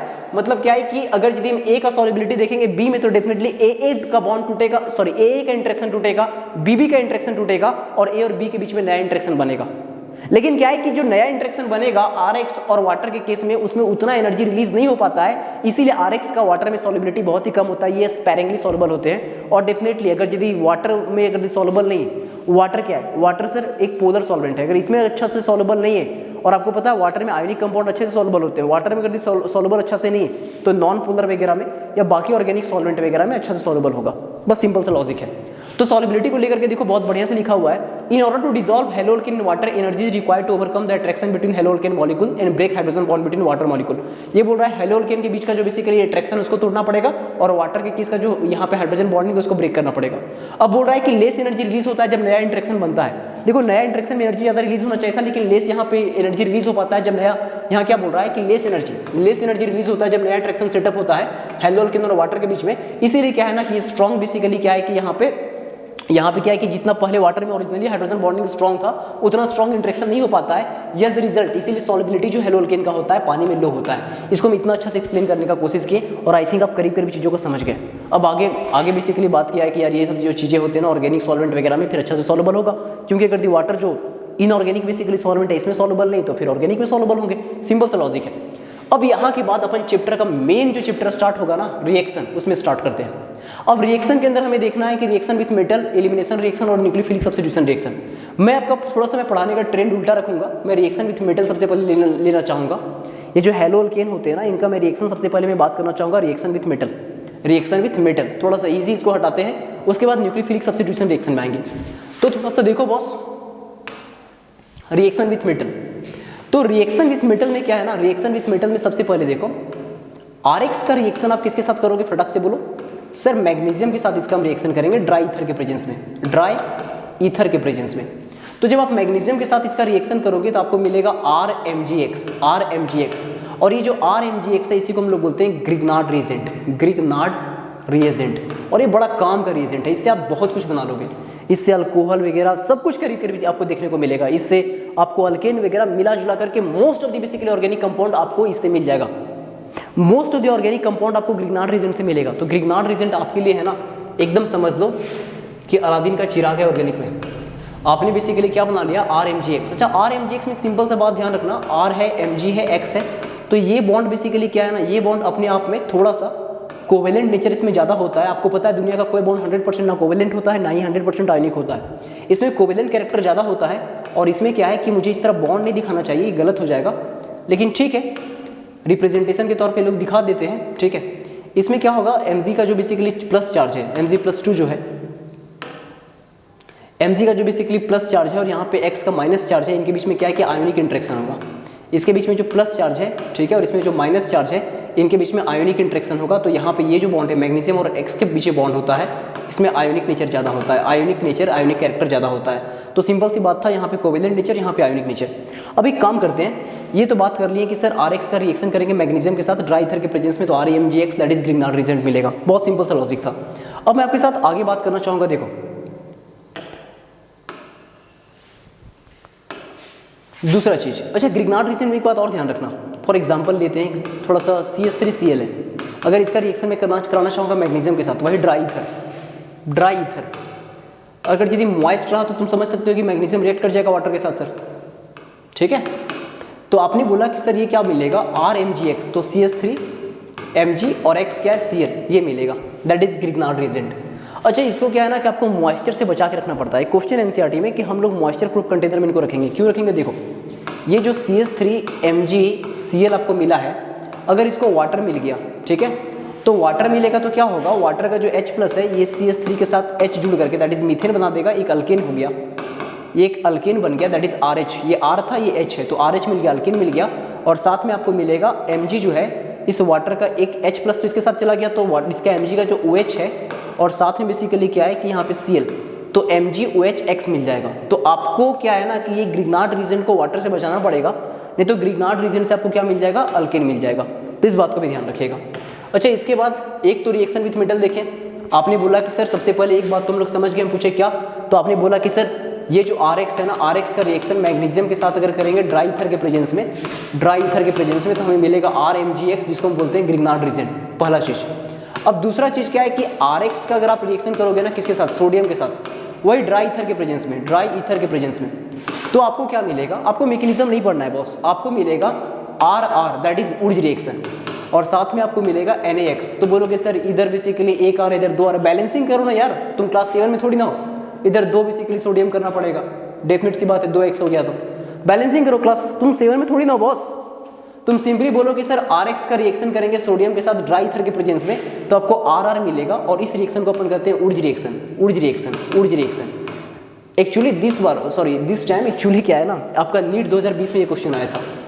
नीट 2020 में क्वेश्चन आया था। एक्चुअली क्या है, एक बात ध्यान रखना, ऊर्ज रिएक्शन में जब भी अल्केन मिलता है तो इवन नंबर ऑफ अल्केन मिलता है, इवन वाला, ठीक है।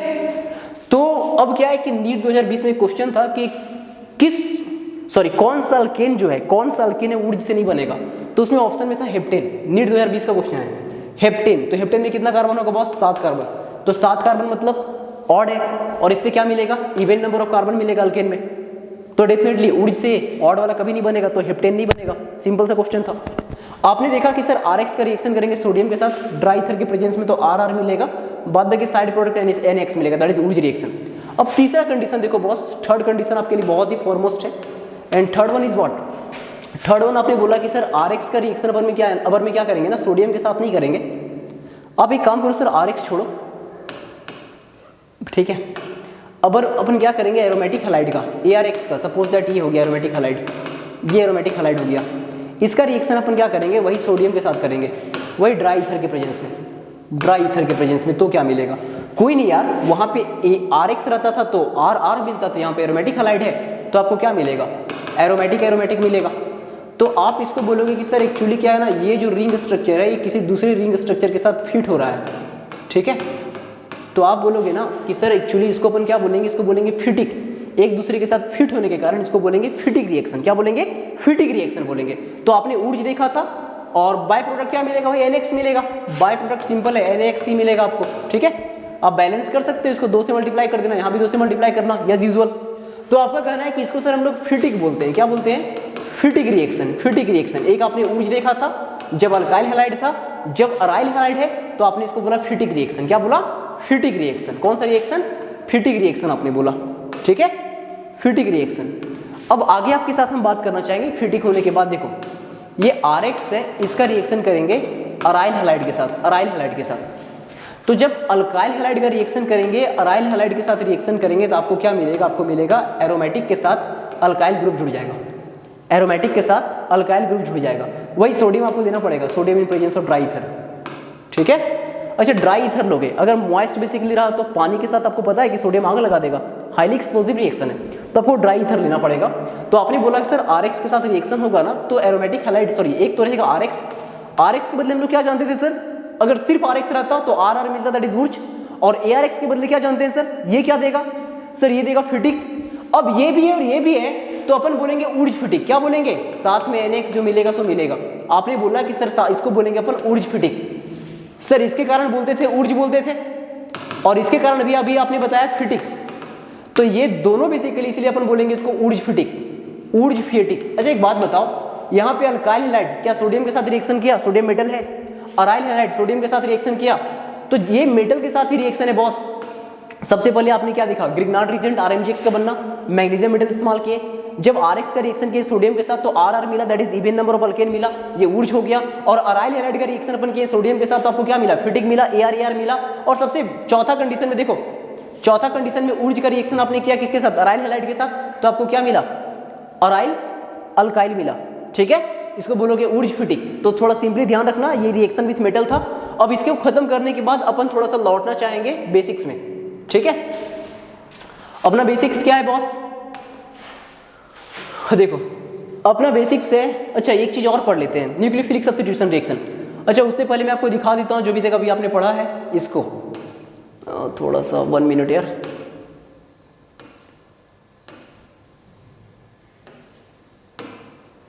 देखो सबसे पहले आपने क्या पढ़ा? आपने पढ़ा ग्रिग्नार्ड रिएजेंट। ये क्या है? RX है, मैग्नीशियम के साथ ड्राई ईथर के प्रेजेंस में, तो RMgX मिल गया, दैट इज ग्रिग्नार्ड रिएजेंट, ठीक है। अच्छा इसको ऑर्गेनोमेटेलिक कंपाउंड कहते हैं। ऑर्गेनोमेटेलिक कंपाउंड क्यों कहते हैं? देखो एक तो कंपाउंड है, ऑर्गेनिक कंपाउंड है, और साथ साथ इसमें मेटल भी जुड़ गया है, मैग्नीशियम, तो ऑर्गेनोमेटेलिक कंपाउंड कहेंगे। सिंपल सा चीज था। उसके बाद बोल रहा है कि RMgX में क्या है कि यहाँ पे क्या है ना, यहाँ पे क्या है कि थोड़ा सा यहाँ पे कोवेलेंट नेचर भी है, आयोनिक नेचर भी है, दोनों है, ठीक है। वही बोल रहा है मैग्नीशियम हाइड्रोजन का बॉन्ड आयोनिक है, और यहाँ पे बेसिकली अल्काइल मैग्नीशियम का बॉन्ड क्या है? कोवेलेंट है। अच्छा कोवेलेंट के अंदर भी मैग्नीशियम इलेक्ट्रोपॉजिटिव तो डेल प्लस, और यहाँ पे R पे डेल माइनस, सिंपल सा चीज है। अच्छा एक बात बोल रहा है ना, अभी कुछ देर पहले मैं आपको बताया था कि ग्रिग्नार्ड रीजन को पानी से बचा के रखना पड़ेगा। पानी के साथ आपको क्या दे देगा, करस्पॉन्डिंग अल्केन दे देगा, आर की जगह RH दैट इज अल्केन मिल गया, और साथ में MgOH मिला। तो कहने का मतलब है यहाँ बढ़िया से लिखा हुआ है, it is therefore necessary to avoid even traces of moisture from Grignard reason.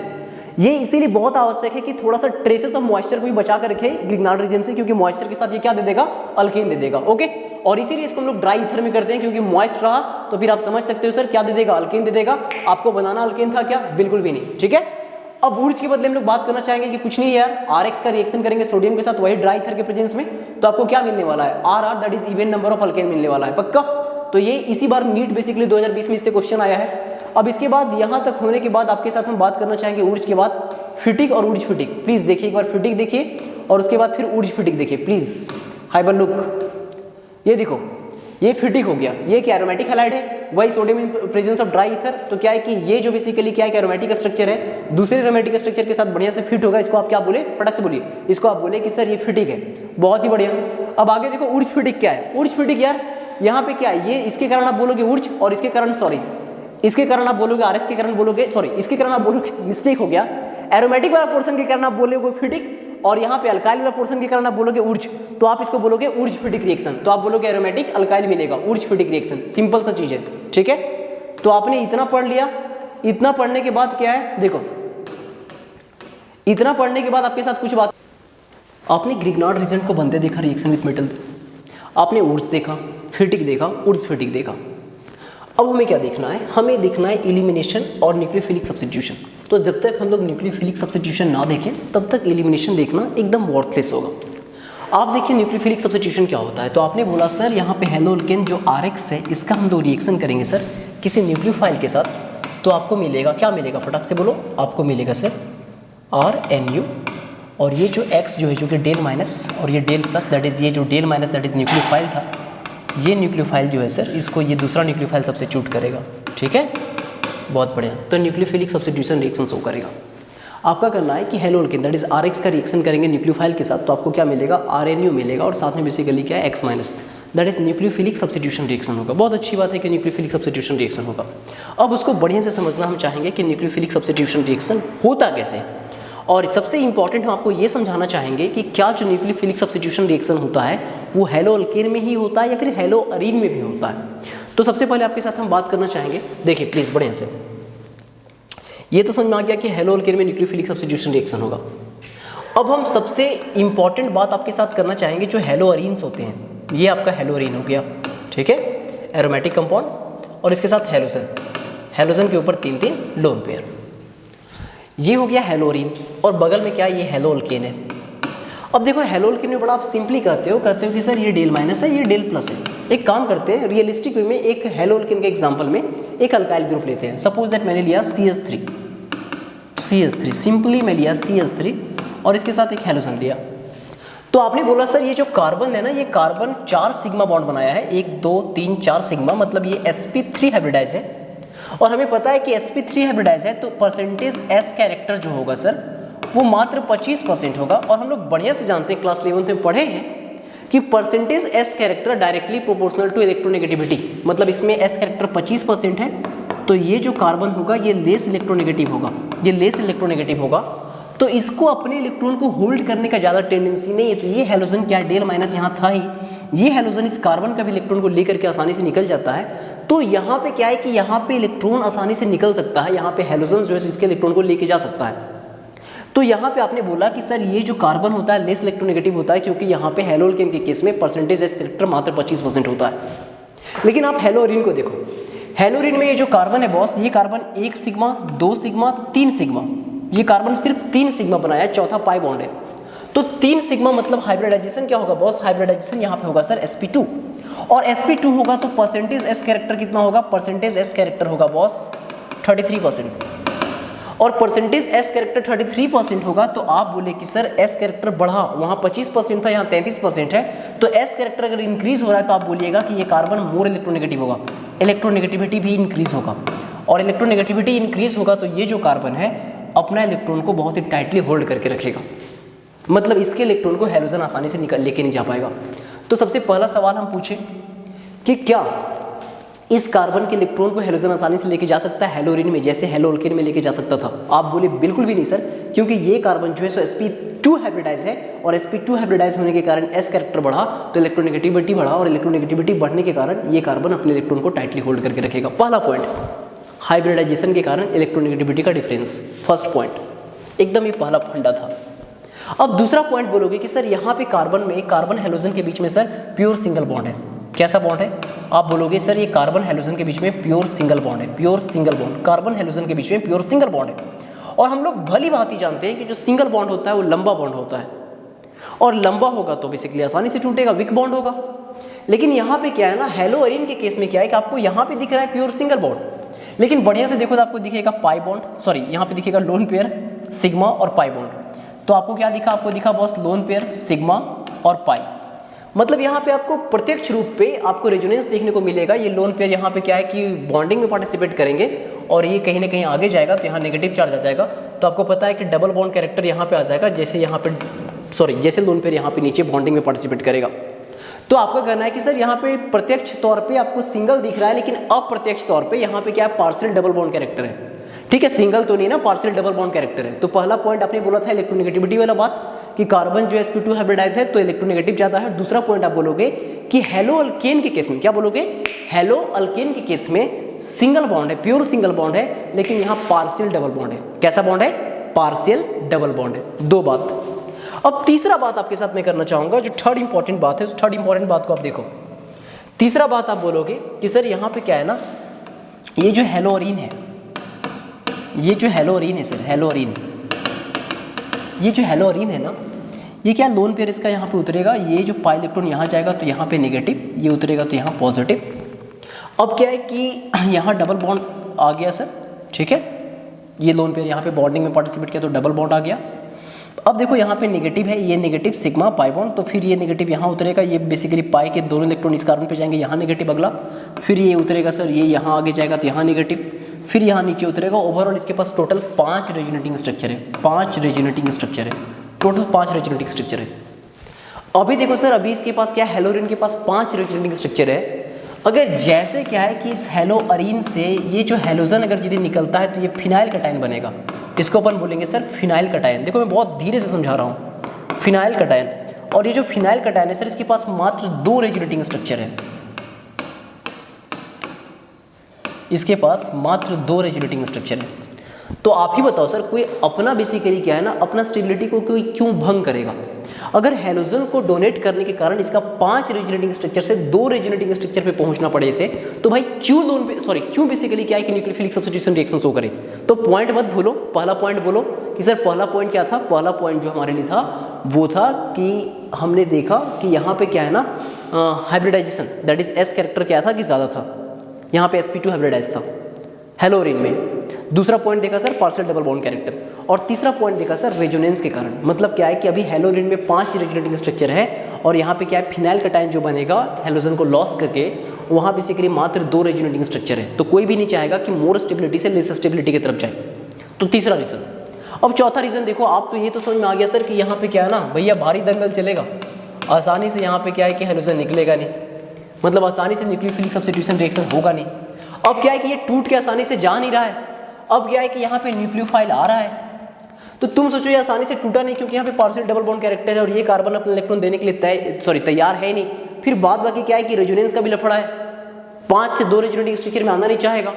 अब न्यूक्लियोफाइल आ गया और ये गया है नहीं, तो तुम सोचो न्यूक्लियोफाइल के पास इलेक्ट्रॉन डेंसिटी ज़्यादा है, यहाँ पे 3 लोन पेयर है, तो 3 लोन पेयर इसके पास है और इलेक्ट्रॉन डेंसिटी इसके पास है, तो तुमको नहीं लगता ये दोनों एक दूसरे को रिपेल करेंगे? तो ये चारों रीजन को ध्यान रखना। इसके कारण क्या है कि जो हेलोअरीन्स होते हैं वो न्यूक्लियोफिलिक सब्स्टिट्यूशन रिएक्शन बिल्कुल शो नहीं करते हैं। लेकिन तुम कसम खाई लियो कि नहीं, हम बेसिकली क्या है ना, हम इसमें न्यूक्लियोफिलिक सब्स्टिट्यूशन रिएक्शन करके रहेंगे। तो जब आप न्यूक्लियोफिलिक सब्स्टिट्यूशन रिएक्शन करके रहोगे तो आपको जबरदस्ती करना पड़ेगा। अभी देखो तुम्हारे एनसीईआरटी में बहुत अच्छा एग्जाम्पल दिया हुआ है। वो एग्जाम्पल क्या है बॉस? आपके एनसीईआरटी में एग्जाम्पल है कि देखो यार, ये क्लोरोबेंजीन है, ठीक है, मतलब हेलोअरीन। आप क्या चाहते हो, यहाँ पे ये जो न्यूक्लियोफाइल है इसको सब्स्टिट्यूट करके आप इसको कन्वर्ट करना चाहते हो, फटाक से बोलो फिनॉल में। मतलब ये जो न्यूक्लियोफाइल है Cl- की जगह आप Cl- की जगह आप OH- लगाना चाहते हो। बहुत बढ़िया, Cl- को सब्स्टिट्यूट करना चाहते हो OH- से। तो यहाँ पे एनसीईआरटी में बहुत बढ़िया से लिखा हुआ है कि ये आसानी से नहीं होगा बॉस। इसके लिए क्या है कि आपको पहला स्टेप में सोडियम हाइड्रोक्साइड लेना पड़ेगा, टेम्परेचर 623 केल्विन के आसपास लेना पड़ेगा, और प्रेशर 300 एटीएम प्रेशर, सोचो नॉर्मल एटमॉस्फेरिक प्रेशर के 300 गुना ज़्यादा। और उसके बावजूद भी सेकेंड स्टेप में जब आप basically H+ that is acidic medium में रिएक्शन करोगे तब जाकर के आपको ये चीज़ मिलेगा। पहला स्टेप में आपको फिनॉक्साइड मिलता है, दैट इज सोडियम फिनॉक्साइड मिलता है, ये आपको पहला स्टेप में ये मिलता है intermediate O- Na+ sodium phenoxide. और अगला स्टेप में H+ के साथ जब इसका आप रिएक्शन करते हो तो आपको क्या मिल जाता है, आपको मिल जाता है वो फिनॉल मिल जाता है, कुछ ऐसा होता है। तो आपने देखा कि सर एक्चुअली क्या है ना, अगर यदि आपने न्यूक्लियोफिलिक सब्स्टिट्यूशन रिएक्शन करने के लिए ठान ही लिया तो देखो कितना एडवर्स कंडीशन लेना पड़ रहा है, 623 केल्विन 300 एटीएम प्रेशर, तब जाकर के न्यूक्लियोफिलिक सब्स्टिट्यूशन रिएक्शन होने वाला है बॉस। तो अपन क्या करें, एक प्रॉब्लम देखो, एक प्रॉब्लम अभी अपन को समझ में आया था कि इसके पास 3 लोन पेयर है और ये लोन पेयर न्यूक्लियोफाइल को रिपेल करेगा। तो एक काम करते हैं ना, इसके इलेक्ट्रॉन डेंसिटी को घटाना है तो यहाँ पे इलेक्ट्रॉन विथड्रॉइंग ग्रुप लगा देते हैं। तो आप देखोगे एनसीईआरटी में बहुत बढ़िया से दिखाया है कि electron withdrawing group that is nitro group को एक बार आप लगाइए, ये देखिए ये यहाँ पे बेसिकली क्या है, क्लोरोबेंजीन है। इस क्लोरोबेंजीन में एक बार नाइट्रो ग्रुप लगा दोगे तो आपको क्या है ना, यहाँ पे क्या है कि 300 एटीएम प्रेशर का जरूरी नहीं पड़ेगा। In fact temperature I think 400-500 kelvin के आसपास हो जाएगा एक बार नाइट्रो ग्रुप लगाने के बाद। आप यहाँ पे क्या करोगे ना, आप 2 बार नाइट्रो ग्रुप लगा दोगे। कितना नाइट्रो ग्रुप बॉस? सर 2 बार नाइट्रो ग्रुप, तो 2 इलेक्ट्रॉन विथड्रॉइंग ग्रुप होगा तो इसके लोन पेयर को बेसिकली क्या करेगा, इसके लोन पेयर को इसके इलेक्ट्रॉन डेंसिटी को घटाएगा। इलेक्ट्रॉन डेंसिटी को घटाएगा तो दूसरा न्यूक्लियोफाइल इसको अप्रोच करेगा, तो वहाँ पे क्या होने वाला है ना, वहाँ पे क्या है कि दूसरा जब न्यूक्लियोफाइल इसको अप्रोच करेगा तो रिपल्सन कम होगा। तो आपने बोला कि सर 2 इलेक्ट्रॉन विथड्रॉइंग ग्रुप लगा दिए, तो आप देखोगे कि और बेसिकली कंडीशन आपके लिए फेवरेबल हो गया, 300-400 केल्विन के बीच में आपका हो जा रहा है। यहाँ बेसिकली क्या है कि आपका एक इलेक्ट्रॉन विथड्रॉइंग ग्रुप पे आई थिंक 423 केल्विन के आसपास लगा, और 2 इलेक्ट्रॉन विथड्रॉइंग ग्रुप के तो आई थिंक 368 केल्विन के आसपास लगा। तो आप इलेक्ट्रॉन विथड्रॉइंग ग्रुप बोलोगे सर एक बार हम और लगा देंगे इलेक्ट्रॉन विथड्रॉइंग ग्रुप, तो क्या होगा? तो आप बोले कि सर इलेक्ट्रॉन विथड्रॉइंग ग्रुप एक बार हम और लगा देंगे नाइट्रो ग्रुप, आपके एनसीईआरटी में जैसा एग्जाम्पल दिया है, तो फिर क्या होगा? तो फिर आपके लिए चीजें इतना आसान हो जाएगा कि आपको 2 स्टेप में रिएक्शन करना ही नहीं पड़ेगा। ऐसा नहीं कि पहला स्टेप में सोडियम हाइड्रोक्साइड के साथ, अगला स्टेप में बेसिकली H+। आप नॉर्मली पानी ले लो, गर्म पानी ले लो, वार्म वाटर ले लो, उसके साथ आपका रिएक्शन हो जाएगा। नॉर्मल वार्म वाटर के साथ आपको नॉर्मल वार्म वाटर के साथ बेसिकली क्या है ना, यहाँ पे क्या है कि तीनों पोजीशन पे नाइट्रो ग्रुप रहेगा और यहाँ पे OH लग जाएगा, एकदम नॉर्मली आपका रिएक्शन हो जाएगा। तो आपने देखा कि सर एक्चुअली क्या है ना, हैलोरीन न्यूक्लियोफिलिक सब्स्टिट्यूशन रिएक्शन शो नहीं करते हैं, लेकिन अगर हम करना चाहें इनका रिएक्शन तो फिर काफ़ी जबरदस्ती में करना पड़ेगा, काफ़ी रिएक्शन बेसिकली क्या है कि एडवर्स हो जाएगा। तो इस बात को हमें ध्यान रखना पड़ेगा। और इलेक्ट्रॉन विथड्रॉइंग ग्रुप अगर हम लगाते हैं सर तो फिर चीज़ें हमारे लिए आसान होते जाएगी, तो आपको इस बात को थोड़ा सा ध्यान रखना है। अब मैं थोड़ा सा एनसीईआरटी में दिखा देना चाहूँगा कि जिसको अभी मैं आपको पढ़ाया हूँ, ठीक है? तो एक काम करो बॉस, प्लीज़ एनसीईआरटी में जल्दी से अपन देख लेते हैं जो अभी हम लोग अपन बात किए जल्दी से, कि ये जो होते हैं न्यूक्लियोफिलिक सब्स्टिट्यूशन रिएक्शन शो नहीं करते हैं हैलोरीन, और करते हैं तो बड़ा मुश्किल से करते हैं, ठीक है? तो देखो यही बात किया है यहाँ पे, पहला बात किया रिएक्शन ऑफ हैलोरीन। तो पहला बात रेजोनेंस इफेक्ट। देखो आप बोलोगे सर आपने तो बोला था 5 रेजोनेटिंग स्ट्रक्चर, यहाँ तो 4 है। अरे भाई ये बेसिकली यहाँ पे क्या इलेक्ट्रॉन यहाँ उतरेगा तो फिर क्या ये यहाँ जाएगा, तो 5वां रेजोनेटिंग स्ट्रक्चर आपको मिलेगा ना। आपको एनसीईआरटी वाला समझदार समझा है, ठीक है ना, उन्होंने आपको समझदार समझदार समझा है। तो ये क्या है, देखिए आप बोलिएगा ना कि सर ये और ये सर बराबर हो गया, नहीं बराबर नहीं यार, देखो इसमें बेसिकली पाई बॉन्ड ये साइड से, इसमें ये साइड से, तो आप बोलिएगा कि सर 1 2 3 4 5 रेजोनेटिंग स्ट्रक्चर है, और फिनाइल कटायन का मात्र बेसिकली क्या होगा, 2 होगा। फिर मैं आपको बढ़िया से बताया हूँ कि यार इसके पास क्या है ना, हाइब्रिडाइजेशन में डिफरेंसेस, sp2 है यहाँ sp3 था, सब कुछ बता चुका हूँ यार। बाद बाकी यहाँ पे बॉन्ड लेंथ को लेकर के बता चुका हूँ कि हैलोरीन में पार्शियल डबल बॉन्ड होता है, देखो हैलोल्केन में लंबा बॉन्ड है, यहाँ पे थोड़ा सा छोटा है। फिर इनस्टेबिलिटी ऑफ फिनाइल कटायन बता ही चुका हूँ यार। उसके बाद मैं आपको बताया हूँ रिपल्सन, अगर यदि क्या है कि न्यूक्लियोफाइल अगर अप्रोच करेगा तो लोन पेयर रिपल्सन होगा। और उसके बाद यहाँ पे करें कि ठीक है नहीं होगा न्यूक्लियोफिलिक सब्स्टिट्यूशन रिएक्शन, लेकिन जबरदस्ती करके ही रहेंगे तो क्या होगा, तो जबरदस्ती करोगे तो देख लो 623 केल्विन 300 एटीएम प्रेशर, तो आपको 2 स्टेप में रिएक्शन करना पड़ेगा। लेकिन आपने समझ गया कि सर यहाँ पे इलेक्ट्रॉन जो इसके कारण भी रिपल्सन हो रहा था, तो इलेक्ट्रॉन विथड्रॉइंग ग्रुप एक बार लगाए सर, तो देखिए मुझे 300 एटीएम प्रेशर का जरूरी नहीं पड़ा, मात्र 443 केल्विन में अपना रिएक्शन हो गया। अब क्या है सर 2 बार लगा देंगे, ठीक है 368 केल्विन पे हो गया, अपन 3 बार लगा देंगे तो बस पानी के साथ गर्म कर देंगे, अपना रिएक्शन हो जाएगा। तो आई थिंक ये सब चीजें अपन ने बात कर लिया। अब आपके साथ मैं बात करना चाहूंगा न्यूक्लियोफिलिक सब्स्टिट्यूशन रिएक्शन को बहुत ही बढ़िया से, प्लीज देखो बहुत इंपॉर्टेंट पोर्शन। अच्छा इससे पहले मैं आपके साथ एक बात और करना चाहूंगा कि यार अगर यदि ये जो हैलोरीन होते हैं न्यूक्लियोफिलिक सब्स्टिट्यूशन रिएक्शन शो नहीं करेंगे तो क्या करेंगे, तो बड़ा सिंपल सा बात है यार, अगर यदि ये न्यूक्लियोफिलिक सब्स्टिट्यूशन रिएक्शन शो नहीं करेंगे जो हेलोरीन होंगे तो वो क्या करेंगे। तो आप क्लास 11 में पढ़े हो कि जहां जहां भी आपको पेरेंट चेन को एरोमेटिक दिखे, क्या दिखे, एरोमेटिक दिखे, एरोमेटिक। यहाँ पे देखो, यहाँ पे हेलोरीन है, मतलब ये एरोमेटिक चीज है। तो एरोमेटिक चीज का जो मेन रिएक्शन होता है that is electrophilic substitution reaction होता है, और इसके अंदर आपको देखना है हेलोजिनेशन। क्या देखना है, हेलोजिनेशन हो सकता है सर, हेलोजिनेशन के अलावा सर नाइट्रेशन हो सकता है, नाइट्रेशन के अलावा सर सल्फोनेशन हो सकता है, सल्फोनेशन हो सकता है, सल्फोनेशन, सल्फोनेशन के अलावा सर क्या हो सकता है, फ्रीडल क्राफ्ट अल्काइलेशन हो सकता है, अल्काइलेशन हो सकता है, और फ्रीडल क्राफ्ट अल्काइलेशन के अलावा क्या हो सकता है, फ्रीडल क्राफ्ट असाइलेशन हो सकता है, असाइलेशन। तो आपने देखा कि सर यहाँ पे हेलोजिनेशन हो सकता है, नाइट्रेशन हो सकता है, सल्फोनेशन हो सकता है, फ्रीडल क्राफ्ट अल्काइलेशन हो सकता है, और फ्रीडल क्राफ्ट असाइलेशन हो सकता है। तो आपने बोला कि सर जो हेलोअरीन्स होंगे उनमें इलेक्ट्रोफिलिक सब्स्टिट्यूशन रिएक्शन होगा, उनके अंतर्गत हेलोजिनेशन देखेंगे, नाइट्रेशन देखेंगे, सल्फोनेशन देखेंगे, फ्रीडल क्राफ्ट अल्काइलेशन देखेंगे, और फ्रीडल क्राफ्ट असाइलेशन। अच्छा सुनो, जहां जहां एरोमेटिक पेरेंट चेन देखोगे, हेलो अल्केन ही नहीं, अभी आप देख लो फिनॉल देख लो, फिनॉल में भी बोलोगे ये पोर्शन क्या एरोमेटिक है। आप देख लो एनिलीन देख लो, मतलब एरोमेटिक अमीन देख लो, एरोमेटिक अमीन देख लो, आप बोलोगे ये पोर्शन क्या है, एरोमेटिक है। मैं आपको बोलूंगा आप एक काम करो, एरोमेटिक ईथर देख लो, ArOR, एरोमेटिक ईथर देख लो।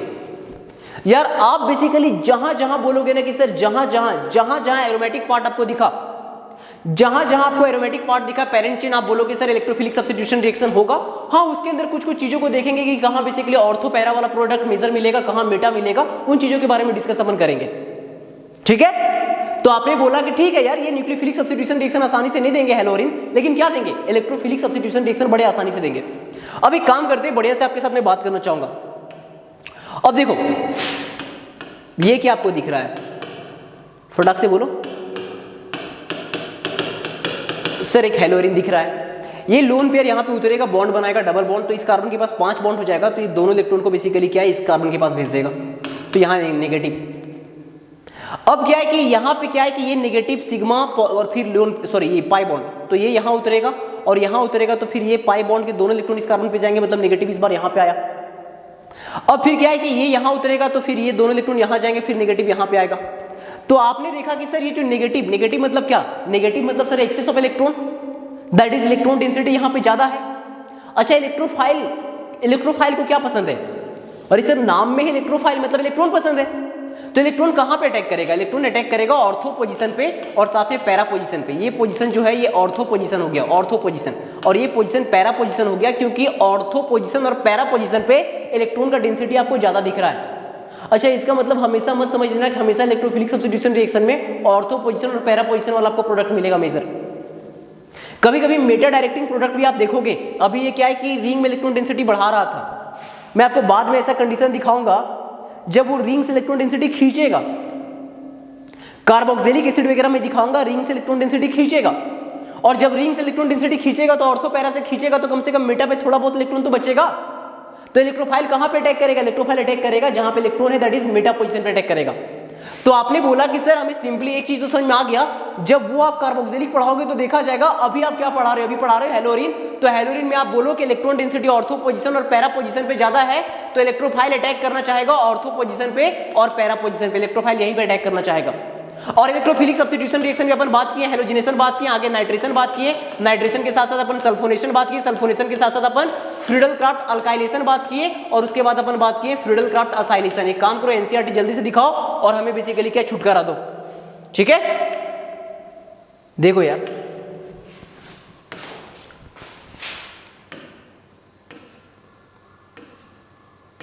हाँ देखो यही बात की कि ये लोन पेयर बेसिकली उतरेगा, तो आप देखें कि यहाँ पे जो नेगेटिव चार्ज है दैट इज बेसिकली क्या है कि excess of electron ortho position पे आ रहा है और पैरा पोजीशन पे आ रहा है। तो डेफिनेटली क्या है कि ऑर्थो पोजीशन पैरा पोजीशन पे आ रहा है, तो फिर क्या है कि यहाँ पे जब भी इलेक्ट्रोफाइल अटैक करना चाहेगा तो ऑर्थो और पैरा पे अटैक करेगा। तो आप देखो सबसे पहले हेलोजिनेशन देखो, आप सबसे पहले देखो हेलोजिनेशन, आप सबसे पहले देखो हेलोजिनेशन, उसके बाद देखो नाइट्रेशन, उसके बाद देखो सल्फोनेशन। आप देखो यार यहाँ पे क्या है, हेलोजिनेशन में क्या होगा ना, हेलोजिनेशन में यहाँ पे जो क्लोरीन है, Cl बॉन्ड है, इसमें कोई पोलैरिटी नहीं, कोई डायपोल नहीं प्रेजेंट है, दोनों के ऊपर इलेक्ट्रोनेगेटिविटी 0 होगा, क्योंकि सर इलेक्ट्रोनेगेटिविटी डिफरेंस 0 होगा, कोई डायपोल नहीं प्रेजेंट है। लेकिन सामने क्या है FeCl3 that is Lewis acid, तो लुईस एसिड को देख करके बेसिकली क्या है, इसके मन में थोड़ा सा भावना जागा कि भाई थोड़ा इसका भला करते हैं, और भला करने के चक्कर में बेचारा क्या हो गया, खुद बर्बाद हो गया। बर्बाद कैसे हुआ देखो, आप यहाँ पे देख लो यार, यहाँ बेसिकली क्या है ना, ये जो क्लोरीन है अपना लोन पेयर को डोनेट करना चाहेगा इसको, तो ये बना लेगा FeCl4-। अब ये क्लोरीन से इलेक्ट्रॉन लेकर के यहाँ पे जाएगा ये, तो इस क्लोरीन को बना देगा Cl+। अब ये जो Cl+ है दैट इज इलेक्ट्रोफाइल, इसको इलेक्ट्रॉन चाहिए, तो ये अटैक करेगा चाहे ऑर्थो चाहे पैरा। तो आप यहाँ पे देख रहे हो मेजर बेसिकली आपको प्रोडक्ट मिला, पैरा प्रोडक्ट मिला। इसी तरह नाइट्रेशन में क्या होगा, अच्छा नाइट्रेशन में आप देखते हो कि जो यहाँ HNO3 जो है ना कंसंट्रेटेड सल्फ्यूरिक एसिड के प्रेजेंस में रहता है। आप क्लास 11th में पढ़े हुए कैसे होता है, देखो ये HNO3 है, इस ऑक्सीजन के पास लोन पेयर है। अब क्या है, सल्फ्यूरिक एसिड ज्यादा स्ट्रॉन्ग एसिड है, सल्फ्यूरिक एसिड का आप K वैल्यू देखोगे तो आपको दिखेगा नाइट्रिक से ज्यादा है, ज्यादा स्ट्रॉन्ग एसिड है सल्फ्यूरिक एसिड। तो सल्फ्यूरिक एसिड का जो H+ आया, H+ बेसिकली क्या है, आते के साथ यहाँ ऑक्सीजन के साथ कोऑर्डिनेट बॉन्ड बनाया, तो ये हाइड्रोजन का इलेक्ट्रॉन का कमी पूरा हो गया, लेकिन ऑक्सीजन पे पॉजिटिव, ऑक्सीजन पे पॉजिटिव बहुत ही अनस्टेबल। तो ये क्या है कि ऑक्सीजन इस नाइट्रोजन के इलेक्ट्रॉन को खींच के यहाँ से वाटर के फॉर्म में निकलेगा, और वाटर के फॉर्म में निकलेगा तो नाइट्रोजन के इलेक्ट्रॉन को खींच के निकला तो यहाँ पे NO2 और नाइट्रोजन के ऊपर पॉजिटिव चार्ज NO2+ बनेगा। और NO2 क्या है सर, NO2+ जो है ना एक इलेक्ट्रोफाइल है, अब वो जो इलेक्ट्रोफाइल है वो अटैक करेगा ऑर्थो पैरा। मेजर प्रोडक्ट आपको पैरा मिलता है, आपको हेलोरिन के कैसे मेजर प्रोडक्ट आपको पैरा मिलता है। अब आगे देखो यार, सल्फोनेशन में क्या है, जब भी कंसंट्रेटेड सल्फ्यूरिक एसिड बोला रहे या फिर ओलियम लिखा रहे, क्या लिखा रहे, ओलियम, दोनों में कुछ भी लिखा रहे, तो आप समझ जाओ कि सल्फोनिक ग्रुप को बेसिकली मुझे इंसर्ट करना है ऑर्थो या फिर पैरा पे। तो ये सारे के सारे क्या है, ये सारे के सारे इलेक्ट्रोफिलिक सब्स्टिट्यूशन रिएक्शन है। अभी इसका डिटेल में नहीं जानना चाहूंगा कि इलेक्ट्रोफिलिक सब्स्टिट्यूशन रिएक्शन का मैकेनिज्म नहीं बताना चाहूंगा कि सबसे पहले इलेक्ट्रोफाइल बनता है, फिर इलेक्ट्रोफाइल अटैक करता है, फिर H+ के तौर पे यहाँ पे कुछ प्रोटॉन निकलता है। ये क्लास 11th में आप मैकेनिज्म पढ़े हो।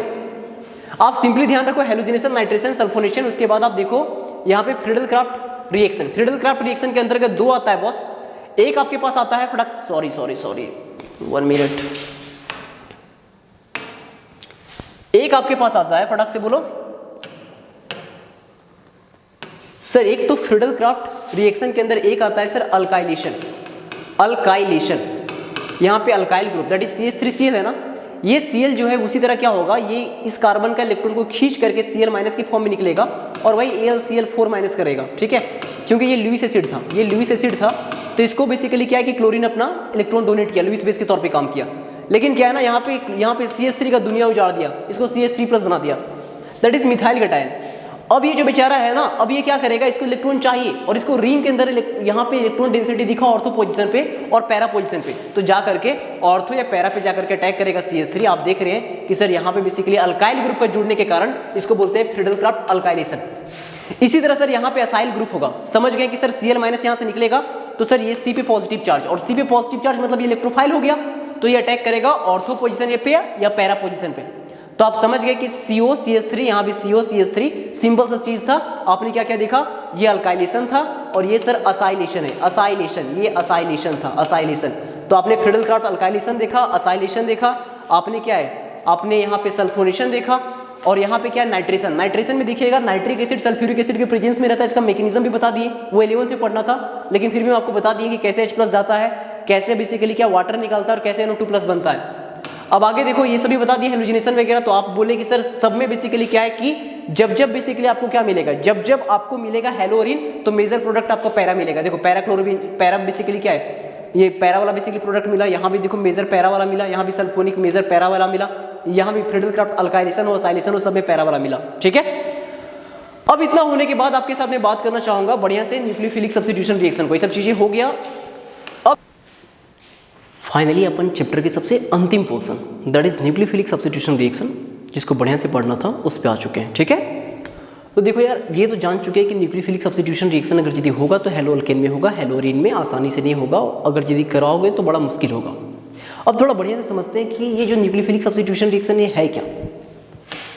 बोलोगे सर ये तो जान रहे ना, इतना देर से तो आप बात कर रहे हो कि कुछ नहीं है, यहाँ पे क्या होगा, ये RX है हेलोअल्केन, ये Del- है, ये Del+ है, मतलब ये न्यूक्लियोफाइल है, इसको कोई दूसरा न्यूक्लियोफाइल सब्स्टिट्यूट करेगा, that is substitution nucleophilic reaction. हाँ भाई वो तो हम भी समझ रहे हैं, लेकिन ये जो भी इसको सब्स्टिट्यूट करेगा तो इसके अंदर क्या है ना, मैकेनिज्म वाइज क्या होता है, mechanism wise substitution nucleophilic reaction दो तरह का हमें पढ़ने हैं हमारे सिलेबस में। एक होता है सब्स्टिट्यूशन न्यूक्लियोफिलिक रिएक्शन यूनिमोलिकुलर और दूसरा होता है सब्स्टिट्यूशन न्यूक्लियोफिलिक रिएक्शन बायमोलिकुलर। अब आप समझिए सब्स्टिट्यूशन न्यूक्लियोफिलिक रिएक्शन यूनिमोलिकुलर और बायमोलिकुलर क्या है। तो इंपॉर्टेंट है, देखो मुझे सब्स्टिट्यूशन न्यूक्लियोफिलिक रिएक्शन किसमें पढ़ना है, हेलो अल्केन में पढ़ना है।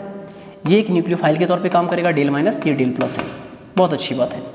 मैं बोला एक न्यूक्लियोफाइल मैंने लाया, ये न्यूक्लियोफाइल क्या करेगा, ये न्यूक्लियोफाइल इसको सब्स्टिट्यूट करेगा इस एक्स को, और आपने बोला कि सर आर, ये नया न्यूक्लियोफाइल, सर ये न्यूक्लियोफाइल इस न्यूक्लियोफाइल को सब्स्टिट्यूट करेगा तो आर एन यू, और बाकी बेसिकली क्या निकलेगा सर, बाकी ये न्यूक्लियोफाइल निकल जाएगा। सिंपल सी बात है, बहुत अच्छी बात है।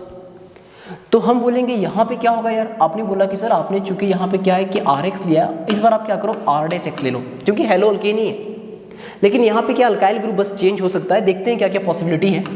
अभी क्या है, न्यूक्लियोफाइल जो है ना, आप न्यूक्लियोफाइल यहाँ पे लिए थे, आप इसको इस बार न्यूक्लियोफाइल डैश ले लीजिए, थोड़ा ज़्यादा बेहतर होगा हमें समझने में।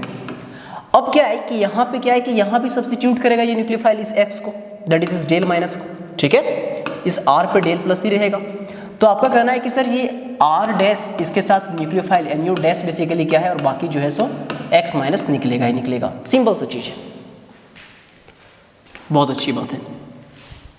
तो आप बोलोगे दोनों में बेसिकली अंतर क्या है सर, आप देखो यहाँ भी आर एक्स है, यहाँ भी आर एक्स है, आप आर एक्स में क्या कर रहे हो, बस आर चेंज कर दे रहे हो अल्काइल ग्रुप, और यहाँ भी न्यूक्लियोफाइल है, यहाँ भी न्यूक्लियोफाइल है, आप बोले एन यू डैश मतलब कोई दूसरा न्यूक्लियोफाइल होगा।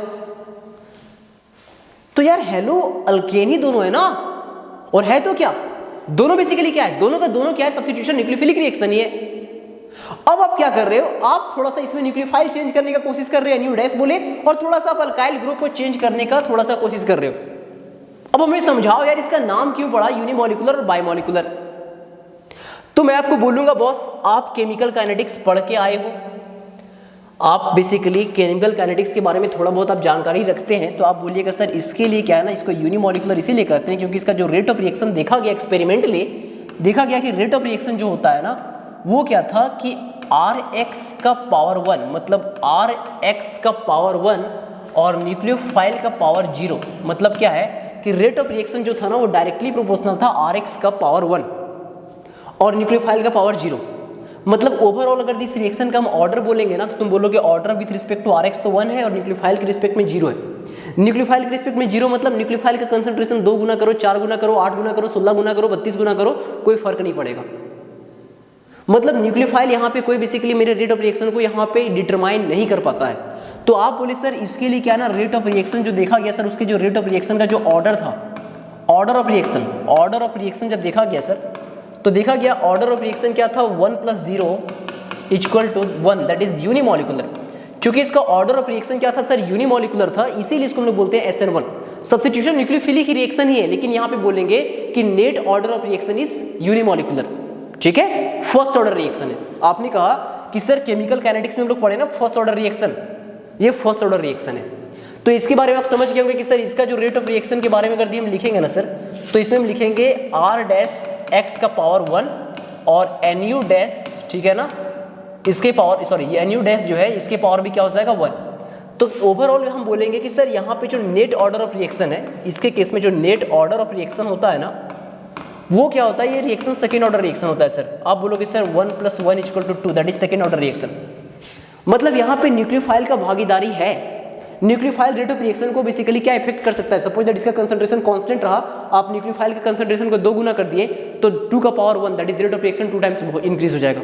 आप 3 गुना कर दिए तो 3 का पावर 1 दैट इज 3 टाइम्स हो जाएगा। आप 10 गुना कर दिए तो 10 का पावर 1 दैट इज 10 टाइम्स हो जाएगा।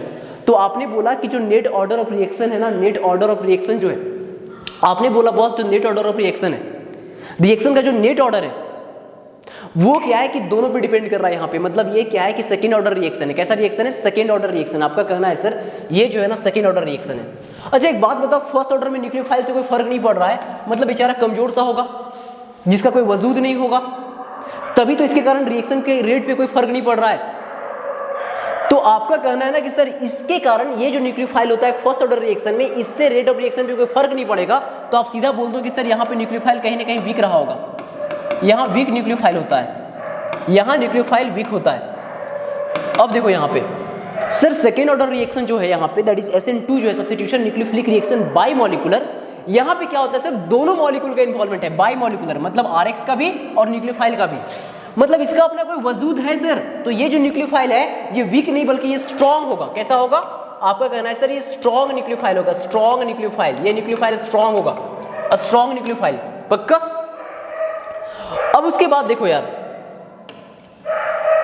एक बात और समझो, आपने बोला कि सर यहाँ पे रेट ऑफ रिएक्शन में बोले कि यूनिमॉलिक्यूलर बायोमॉलिक्यूलर, यहाँ पे न्यूक्लियोफाइल वीक, वहाँ पे स्ट्रॉन्ग। यहाँ पे मैं आपको बताना चाहूंगा इसका जो मैकेनिज्म होता है बॉस, मैकेनिज्म होता है कार्बोकटाइन, कार्बोकटाइन मैकेनिज्म होता है। डोंट वरी, सब समझ में आ जाएगा।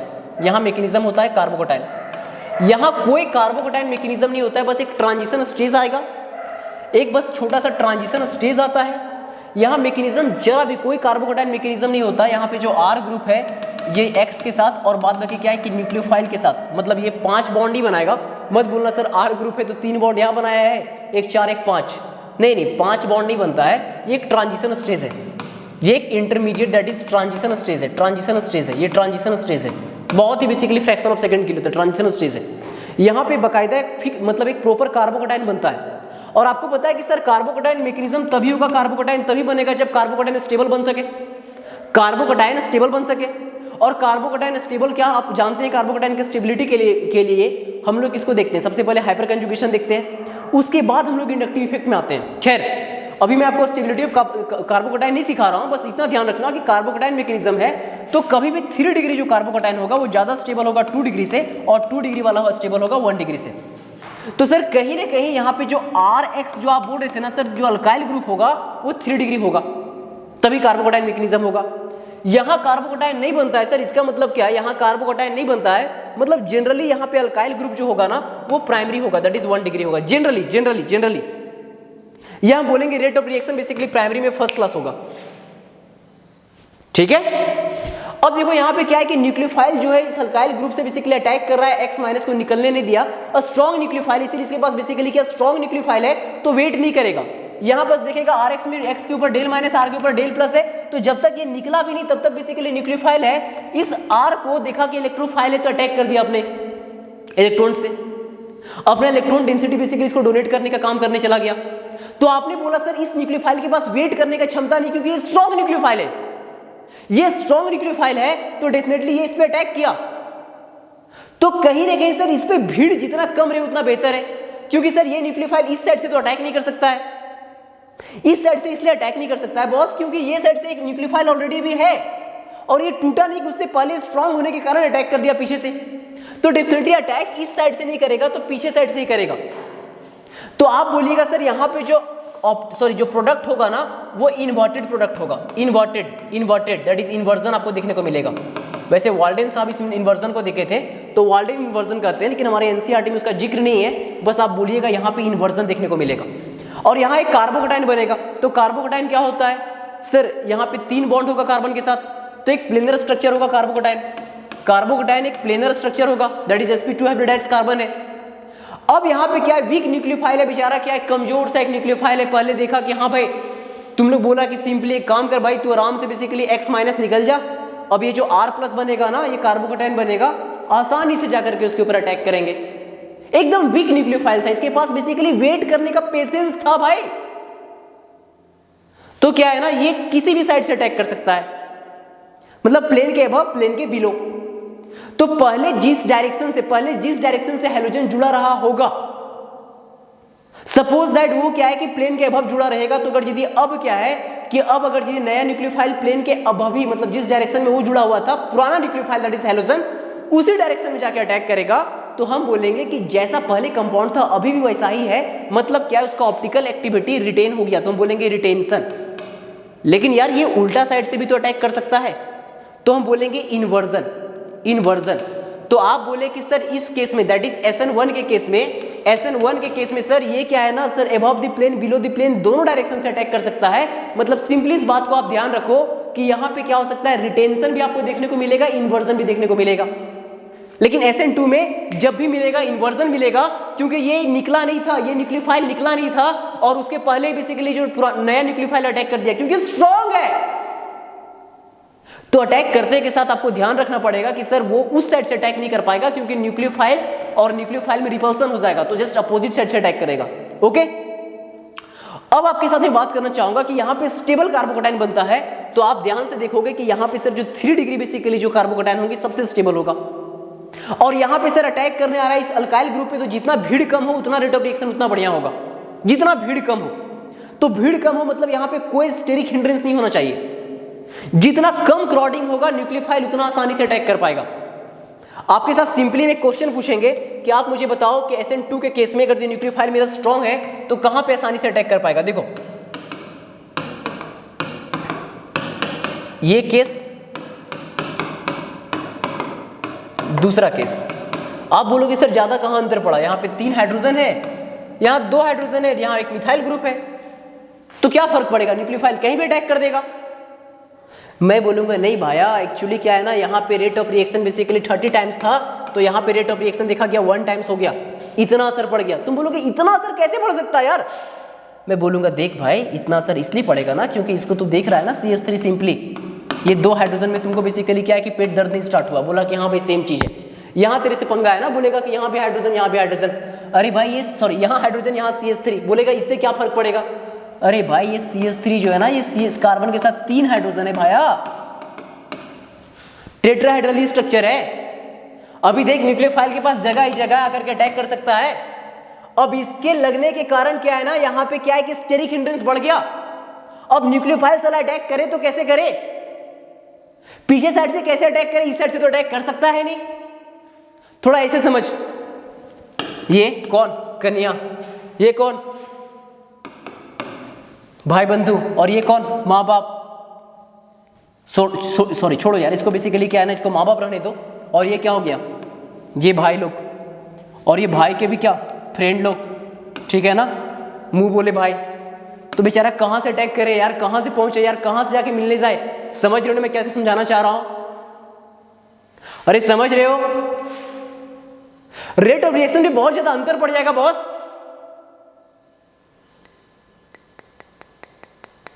तो आप इस बात को ध्यान रखना कि स्टेरिक हिंड्रेंस बढ़ेगा, रेट ऑफ रिएक्शन घटेगा, ठीक है।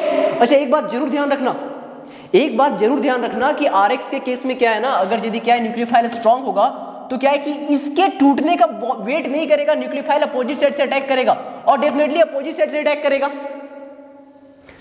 ये पुराना रिलेशनशिप था, अभी दरार चल रहा था। अब ये क्या है कि बेसिकली नया बंदा, अब इसको नया रिलेशनशिप बनाना है। अब डेफिनेटली भैया सेम साइड से बेसिकली क्या है ना, सेम साइड से रिलेशनशिप बनाना सेफ नहीं है, अपोजिट साइड से बेसिकली रिलेशनशिप बनाना सेफ है, मतलब हिडन एजेंडा, समझ रहे हो। और यहां पे बेसिकली क्या कंडीशन है ना कार्बोकटाइन में, कार्बोकटाइन में क्या है कि एक बार बेसिकली यहां पे इनका बीच का बॉन्ड ब्रेक हो गया, मतलब ब्रेकअप हो गया। भाई कुछ और मत समझना बॉन्ड का, मैं बात कर रहा हूं ब्रेकअप कार्बन हाइड्रोजन का बॉन्ड का। तो डेफिनेटली बेसिकली क्या है, न्यूक्लियोफाइल जो है ना वो आकर के जो साइड से, जिस साइड से बेसिकली मर्जी हुआ, फ्रंट से मर्जी तो फ्रंट से, बैक से मर्जी तो बैक से। अगर न्यूक्लियोफाइल चाहता है कि फ्रंट से आकर के बेसिकली बात करे, मतलब एक नया बॉन्ड बनाए, तो फ्रंट से आके बॉन्ड बना सकता है या फिर अपोजिट साइड से भी बॉन्ड बना सकता है। तो आपने बोला सर SN1 में दोनों प्रोबेबिलिटी है, SN2 में बेसिकली जब भी बनेगा, क्योंकि बॉन्ड टूटा नहीं था सर असमंजस वाला कंडीशन है, अभी बॉन्ड टूटा नहीं था बॉस। तो बॉन्ड नहीं टूटा था, तुम समझ रहे हो ना, ट्रांजिशन स्टेज है अभी बॉन्ड टूटा नहीं था। तो डेफिनेटली इस कंडीशन में जितना हिडन से बेसिकली क्या है ना, मतलब जितना अपोजिट साइड से आकर के अटैक किया जाए, बॉन्ड बनाया जाए, उतना बेहतर है। आई थिंक मैं चीजों को समझाने का कोशिश किया, आप थोड़ा बढ़िया समझिए। आप ध्यान रखिएगा SN1 में जो बेसिकली मैकेनिज्म होता है वो क्या मैकेनिज्म होता है सर, उसका मैकेनिज्म होता है एक स्टेबल कार्बोकटाइन का बनना। और कार्बोकटाइन स्टेबल तभी बन पाएगा जब बेसिकली R ग्रुप 3 डिग्री हो या फिर 2 डिग्री के आसपास हो, और यहां भीड़ भड़का नहीं होना चाहिए, ठीक है, क्योंकि न्यूक्लियोफाइल हाईली रिएक्टिव है, फटाक से आकर के यहाँ पे क्या करेगा, अटैक करेगा। तो जितना कम भीड़ हो उतना बेहतर है। अब एक काम करते हैं, थोड़ा NCERT को देखते हैं। न्यूक्लियोफिलिक सब्स्टिट्यूशन रिएक्शन, सबसे पहले देखो यहाँ पे दिखाने का कोशिश किया कि यहाँ पे क्या RX है, दैट इज हेलो अल्केन, यहाँ पे न्यूक्लियोफाइल जो है वो आकर के जुड़ेगा। अब अलग अलग न्यूक्लियोफाइल में अलग अलग प्रोडक्ट मिलेगा। अभी मैं बस आपको यहाँ पे मेजर 2 प्रोडक्ट के बारे में बात करूंगा कि KCN रहता है तो आपको क्या है, अल्काइल साइनाइड मिलता है, और यहाँ पे बेसिकली AgCN रहता है तो आइसोसाइनाइड मिलता है। इसी तरह आपको यहाँ पे क्या NO2 जब K के साथ रहता है तो आपको RONO मिलता है, और जब AgNO2 रहता है तो आपको RNO2 मिलता है। मतलब एक में बेसिकली नाइट्राइड मिलता है और एक में बेसिकली नाइट्रो अल्केन मिलता है। थोड़ा सा बात कर लेते हैं कि यहाँ पोटेशियम के साथ और सिल्वर के साथ प्रोडक्ट बेसिकली मेरा जो है उसका नेचर कैसे चेंज हो रहा है। खैर एक बात ध्यान रखिए कि ऐसे बेसिकली न्यूक्लियोफाइल जिसके पास 2 डोनर साइट होता है, जिसके पास 2 साइट है न्यूक्लियोफाइल के तौर पे काम करने का, KCN में क्या है, जो CN माइनस उसका कार्बन भी न्यूक्लियोफाइल के तौर पे काम कर सकता है, नाइट्रोजन भी। तो ऐसे न्यूक्लियोफाइल को हम लोग बोलते हैं एम्बीडेंटेड न्यूक्लियोफाइल। क्या बोलते हैं? एम्बीडेंट न्यूक्लियोफाइल कहते हैं। साइनाइड में क्या है कि यहाँ पे जो कार्बन, इसके ऊपर देखो नेगेटिव चार्ज, मतलब ये भी न्यूक्लियोफाइल के तौर पे काम कर सकता है, और नाइट्रोजन के ऊपर नेगेटिव चार्ज देखो, मतलब ये भी न्यूक्लियोफाइल के तौर पे काम कर सकता है। तो जब दो दो डोनर साइट रहेगा, दो दो न्यूक्लियोफाइल वाला साइट रहेगा, तो आप उसको क्या बोलोगे? आप उसको बोलोगे एम्बीडेंटेड न्यूक्लियोफाइल। Is it clear? अब यहाँ पे थोड़ा सा बात करते हैं मैकेनिज्म SN1 और SN2। मैकेनिज्म देखो, सबसे पहले आपके NCERT SN2 के बारे में बात किया है। SN2 में क्या है देखो बॉस, एक स्ट्रॉन्ग न्यूक्लियोफाइल बेसिकली आया, OH माइनस, यहाँ पहले बता चुका है, सेकंड ऑर्डर काइनेटिक्स वगैरह होता है, ठीक है, मतलब दोनों का कंसंट्रेशन पर डिपेंड करेगा। ये सब चीजें मैं आपके साथ बात कर चुका हूँ। यहाँ पे देखो OH माइनस आया और अपोजिट साइड से अटैक किया, देखो भी ट्रांजिशन स्टेज बना, ट्रांजिशन स्टेज। फिर क्या है देखो, Cl माइनस बेसिकली जिस साइड से था उसके अपोजिट साइड से OH जुड़ा, मतलब आप क्या बोलोगे कि सर यहाँ जो प्रोडक्ट मिलेगा वो इन्वर्जन देखने को मिलेगा। क्या देखने को मिलेगा? इन्वर्जन। अब आगे देखो, इसी को बेसिकली कुछ नहीं यार, बॉल एंड सॉकेट मॉडल से दिखा दिया। सपोज दैट OH माइनस है, Cl ये साइड है, तो OH माइनस इसके देखो अपोजिट साइड से जुड़ेगा, ये ट्रांजिशन स्टेज है, OH इस साइड से, Cl माइनस निकल गया, सिंपल सा चीज है, ठीक है। उसके बाद आगे देखो भाई बॉस, आगे थोड़ा सा बोल रहे हो कि यहाँ पे कन्फिग्रेशन का इन्वर्जन हो जाएगा क्योंकि अपोजिट साइड से बेसिकली अटैक होता है। अब उसके बाद फिर आगे क्या है, उसके बाद यहाँ पे थोड़ा सा दिखाने का कोशिश किया है कि यहाँ पे क्या है ना कि न्यूक्लियोफाइल के पास सब्र नहीं, अटैक करेगा, बेसिकली बहुत स्ट्रॉन्ग न्यूक्लियोफाइल है। तो भाई अपोजिट साइड से अटैक करे उसके लिए बेहतर है, क्योंकि वहां पे क्या है ना कि थोड़ा सा बेसिकली क्या है कि सेम साइड से अटैक करेगा, तो वहां पे क्या है कि न्यूक्लियोफाइल रिपल्सन हो जाएगा, और जिस कार्बन के ऊपर जाकर के वो अटैक कर रहा है न्यूक्लियोफाइल, तो वहां पे स्टेरिक हिंड्रेंस जितना कम है उतना बेहतर है। अभी देखो क्या है, यहाँ पे देखो सपोज दैट मिथाइल के केस में यहाँ 3 हाइड्रोजन है, यहाँ पे क्या है कि स्टेरिक हिंड्रेंस कम है, न्यूक्लियोफाइल यहाँ पे अटैक किया तो रेट ऑफ रिएक्शन 30 टाइम्स है। देखो एक बार मिथाइल ग्रुप आपने लगा दिया तो रेट ऑफ रिएक्शन 1 टाइम्स हो गया, 2 बार मिथाइल ग्रुप लगा दिया तो rate of reaction basically 0.0 times हो गया। अरे 0.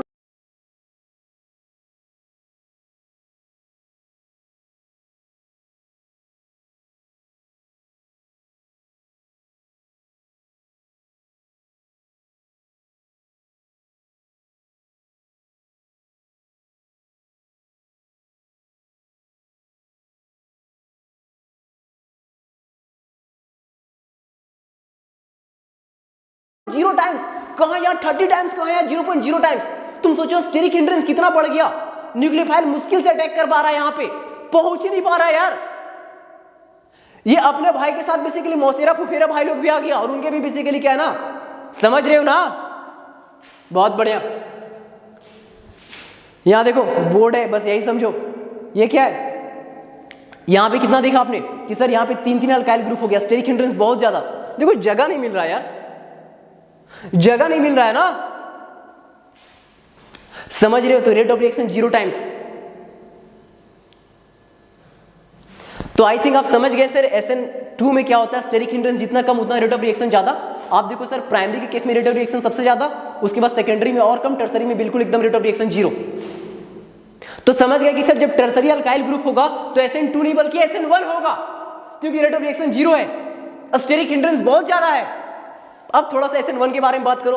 अच्छा एक बात ध्यान रखना, SN2 सिंगल स्टेप में होता है, बस ट्रांजिशन स्टेज बनता है, रिएक्शन हो जाता है सिंगल स्टेप में। SN1 में 2 स्टेप होता है, पहला स्टेप कार्बोकैटायन बनता है और दूसरा स्टेप में न्यूक्लियोफाइल अटैक करता है। जो SN1 होता है ना, SN1 बेसिकली 2 स्टेप का होता है बॉस। कितने स्टेप का? SN1 होता है 2 स्टेप का। पहला स्टेप में क्या होगा, एक कार्बोकैटायन बनेगा, और दूसरा स्टेप में बेसिकली क्या होगा, पीछे से न्यूक्लियोफाइल अटैक, सॉरी दूसरे स्टेप में न्यूक्लियोफाइल किसी भी तरीका से अटैक कर सकता है।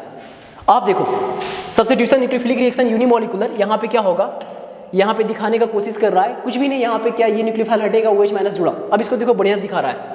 हम बोले SN1 2 स्टेप होता है, पहला स्टेप में देखो कार्बोकैटायन बना, मैकेनिज्म इसका कार्बोकैटायन मैकेनिज्म होता है, कार्बोकैटायन कार्बोकैटायन कार्बोकैटायन, रट लो दिमाग में। एक स्टेबल कार्बोकैटायन तुमको देखने को मिल रहा है, क्योंकि ये क्या है, 3 डिग्री कार्बन है। 3 डिग्री कार्बन है तो बहुत अच्छा स्टेबल कार्बोकैटायन होगा। इधर से भी बेसिकली देखोगे हाइपर कंजुगेशन, इधर से भी 3 हाइपर कंजुगेशन, इधर से भी 3 हाइपर कंजुगेशन। तुम इंडक्टिव भी कर सकते हो, लेकिन ज्यादा स्टेबिलिटी के लिए ध्यान रखना हाइपर कंजुगेशन। तो आपने बोला कि सर स्टेप 1 में एक कार्बोकैटायन बना और दूसरा स्टेप में न्यूक्लियोफाइल अटैक करेगा। अब क्या है, न्यूक्लियोफाइल दोनों में से किसी भी साइड से अटैक कर सकता है, कोई रोक टोक नहीं भैया, समझ रहे हो। अब देखो आपने बोला SN2 में सर टर्सरी से अच्छा रेट ऑफ रिएक्शन सेकेंडरी में होगा, सेकेंडरी से अच्छा प्राइमरी, और प्राइमरी के अंदर भी जो मिथाइल है उसमें अच्छा। आपने देखो यार, देखो प्राइमरी के अंदर जब मिथाइल लिए थे तो रेट ऑफ रिएक्शन 1 था और मिथाइल में रेट ऑफ रिएक्शन 30 था। तो सर स्टेरिक हिंड्रेंस जितना कम हो उतना रेट ऑफ रिएक्शन फास्ट होगा। लेकिन क्या है ना, SN1 के केस में जितना अच्छा स्टेबल कार्बोकैटायन, तो मिथाइल से अच्छा प्राइमरी है बेसिकली हैलाइड, उस प्राइमरी जो बेसिकली कार्बोकैटायन बनेगा इथाइल वाला ज्यादा स्टेबल होगा। इथाइल से ज्यादा बेसिकली क्या है कि सेकेंडरी वाला ज्यादा स्टेबल होगा, और सेकेंडरी से ज्यादा स्टेबल होगा टर्सरी वाला। तो यहाँ पे स्टेबिलिटी ऑफ कार्बोकैटायन है। अब तुमको समझ में आ गया होगा कि हाँ एक चीज लॉजिकली समझ में आया कि जब जब बेसिकली प्राइमरी कार्बन दिखेगा तो SN2 और टर्सरी में SN1। ठीक है, बहुत अच्छा लगा। ये केस बेसिकली ऑलमोस्ट 99% टाइम सही है, लेकिन ध्यान रखना प्राइमरी कार्बन होने के बावजूद भी SN1 होगा दो कंडीशन में। एक कंडीशन ध्यान रखना बेंजाइलिक, और दूसरा ध्यान रखना अलाइलिक। अलाइलिक मतलब डबल बॉन्ड से नेक्स्ट अटैच कार्बन पे हेलोजन हो, और बेंजाइलिक मतलब एरोमेटिक से नेक्स्ट अटैच कार्बन पे। थोड़ा देख लेते हैं। आप देखो ये क्या है, ये कार्बन बेसिकली क्या है, प्राइमरी कार्बन है। और ये कार्बन क्या है बॉस, प्राइमरी कार्बन है। प्राइमरी कार्बन होने के बावजूद भी SN2 नहीं बल्कि SN1 शो करेगा, क्योंकि देखो ये कैसा कार्बन है, अलाइलिक कार्बन है, मतलब डबल बॉन्ड सिग्मा पॉजिटिव। ये कार्बोकैटायन बनेगा तो पाई सिग्मा पॉजिटिव, मतलब एक स्टेबल कार्बोकैटायन है, तो रेजोनेंस प्रेजेंट है। यहाँ देखो बेंजाइलिक में भी देखो, बेंजाइलिक के अंदर 5 रेजोनेटिंग स्ट्रक्चर है। तुम बोलोगे सर 4 के बाद अगला 5वां होगा ना जी, ये जब यहाँ बॉन्ड उतरेगा तो हम बोलना चाह रहे हैं कि यहाँ पे क्या है कि बेंजाइलिक के अंदर पाई सिग्मा पॉजिटिव, मतलब ये कार्बन क्या है 1 डिग्री है, एक ही कार्बन से डायरेक्टली जुड़ा हुआ है। 1 डिग्री होने के बावजूद भी क्या है कि ये SN2 नहीं बल्कि SN1 शो करेगा। SN1 क्यों शो करेगा SN1 इसलिए शो करेगा सर बिकॉज ये जो कार्बन है ना यहाँ पे रेजोनेंस प्रेजेंट है। ये कार्बोकैटायन जो बनेगा तो रेजोनेंस प्रेजेंट है, सिंपल सा फंडा था। अच्छा एक बात और सुनो, अब चाहे SN1 हो चाहे SN2 हो, अगर मेरे पास क्या है ना पहले से RX में, पहले से फटाक से बोलो कि सर पहले से जो RX है, RX में क्या है कि अगर यदि क्या है कि फ्लोरीन के जगह क्लोरीन जो रहेगा, क्लोरीन के जगह ब्रोमीन और ब्रोमीन के जगह आयोडीन, तो यहाँ पे रेट ऑफ रिएक्शन SN1 हो चाहे SN2 हो, रेट ऑफ रिएक्शन अगर R ग्रुप सेम है, सपोज दैट हम पूछेंगे CH3Cl है और एक CH3 आयोडीन है, हम पूछेंगे कि यहाँ पे SN2 ज़्यादा फास्ट किस में देखने को मिलेगा, आप बोलोगे CH3I में। तो थोड़ा सा ध्यान रखना कि सर जैसे जैसे बेसिकली हेलोजन ग्रुप का साइज जो है ना वो बढ़ेगा, हेलोजन ग्रुप का साइज जैसे जैसे बढ़ेगा सर वैसे वैसे हेलोजन ग्रुप का साइज बढ़ते के साथ ही क्या होगा, मेरा जो सब्स्टिट्यूशन न्यूक्लियोफिलिक रिएक्शन का रेट बढ़ेगा, चाहे SN1 हो चाहे SN2 हो। सिंपल सा लॉजिक है, इतना क्लियर हो गया। अब थोड़ा सा ध्यान रखना कि जो SN1 होता है उसमें क्या है कि कार्बोकैटायन बनता है, तो आपको दोनों प्रोडक्ट मिल सकता है, मतलब क्या है रिटेंशन इन्वर्जन दोनों मिल सकता है। जब दोनों 50-50% मिलेगा तो उसको आप बोलोगे रेसिमाइजेशन, और वो कंपाउंड ऑप्टिकली इनएक्टिव होगा। सिंपल सा फंडा है। अब मैं इसके साथ थोड़ा सा एक मोस्ट इंपॉर्टेंट चीज को मैं आपको रिवीजन कराना चाहूंगा, सॉरी बताया ही नहीं यार, रिवीजन क्या कराऊंगा, 1 मिनट। सबसे इंपॉर्टेंट चीज यहाँ देखो, KCN के साथ आपको क्या मिल रहा है, KCN के साथ आपको प्रोडक्ट मिल रहा है RCN, और AgCN के साथ मिल रहा है RNC। आखिर इतना भेदभाव क्यों, आखिर इतना भेदभाव क्यों? फटाक से देखो, KCN के साथ आपको मिल रहा है क्या, फटाक से बोलो सर। KCN के साथ मिल रहा है सर RCN, और AgCN के साथ मिल रहा है RNC। ठीक है, आपका कहना है ना कि सर ये RX था, अगर यदि हम रिएक्शन कराएं KCN के साथ तो फिर क्या होगा। देखो यार KCN के साथ कराए तो KCN basically strong basically nucleophile है, पहले टूटेगा K+Cn- में, बहुत अच्छी बात है, K+Cn- में टूटा, सॉरी K+Cn- में टूटा। अब क्या है, ये जो Cn- है इसमें थोड़ा सा बढ़िया से देखो, अब इसको बेसिकली ये X न्यूक्लियोफाइल निकलेगा, अब ये क्या R के साथ ये न्यूक्लियोफाइल जुड़ेगा, R के साथ चाहे C जुड़ सकता है चाहे नाइट्रोजन, तो R के साथ अगर यदि C जुड़ेगा तो RCN जुड़ेगा, और अगर यदि R के साथ नाइट्रोजन जुड़ेगा तो RNC जुड़ेगा।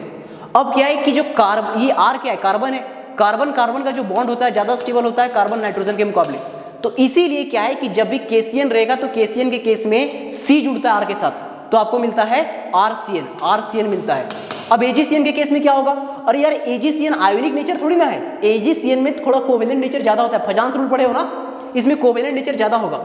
अब कोवेलेंट नेचर होने के कारण जो सिल्वर के साथ जो कार्बन है वो बॉन्ड बनाया हुआ है, तो कार्बन अब अटैक नहीं कर सकता है, ये आयन के फॉर्म में आसानी से नहीं टूटेगा, तो नाइट्रोजन बेसिकली यहाँ पे अटैक करता है R के साथ। ये जो R है ना, R के साथ नाइट्रोजन अटैक करेगा तो फिर बेसिकली क्या है, RNC बनेगा, RNC। सिंपल सा बात था, सिंपल सा लॉजिक था। आपने क्या बोला, फटाक से बोलो।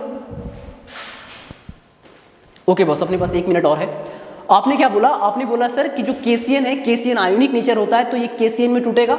अब क्या है, C भी बेसिकली क्या है कि यहाँ पे R के साथ जुड़ सकता है या N भी जुड़ सकता है, लेकिन C जुड़ेगा तो R बॉन्ड बनेगा, और R बॉन्ड जो होता है R bond that is carbon carbon bond बनेगा, और कार्बन कार्बन बॉन्ड जो है sir, carbon carbon bond carbon nitrogen bond से ज्यादा स्टेबल होता है। और यहाँ अगर यदि ये टूटा तो AgCN में बोलोगे आयोनिक फॉर्म में टूटेगा ही नहीं AgCN में। यहाँ पे क्या है सर, यहाँ पे जो है ना, ये जो है AgCN, इसमें क्या है कार्बन Ag के साथ जुड़ा हुआ है, तो नाइट्रोजन यहाँ पे बेसिकली न्यूक्लियोफाइल के तौर पे काम करेगा, तो RNC बनेगा। दैट्स ओवर, हमारा चैप्टर खत्म हुआ बॉस, बढ़िया से, बेस्ट ऑफ लक।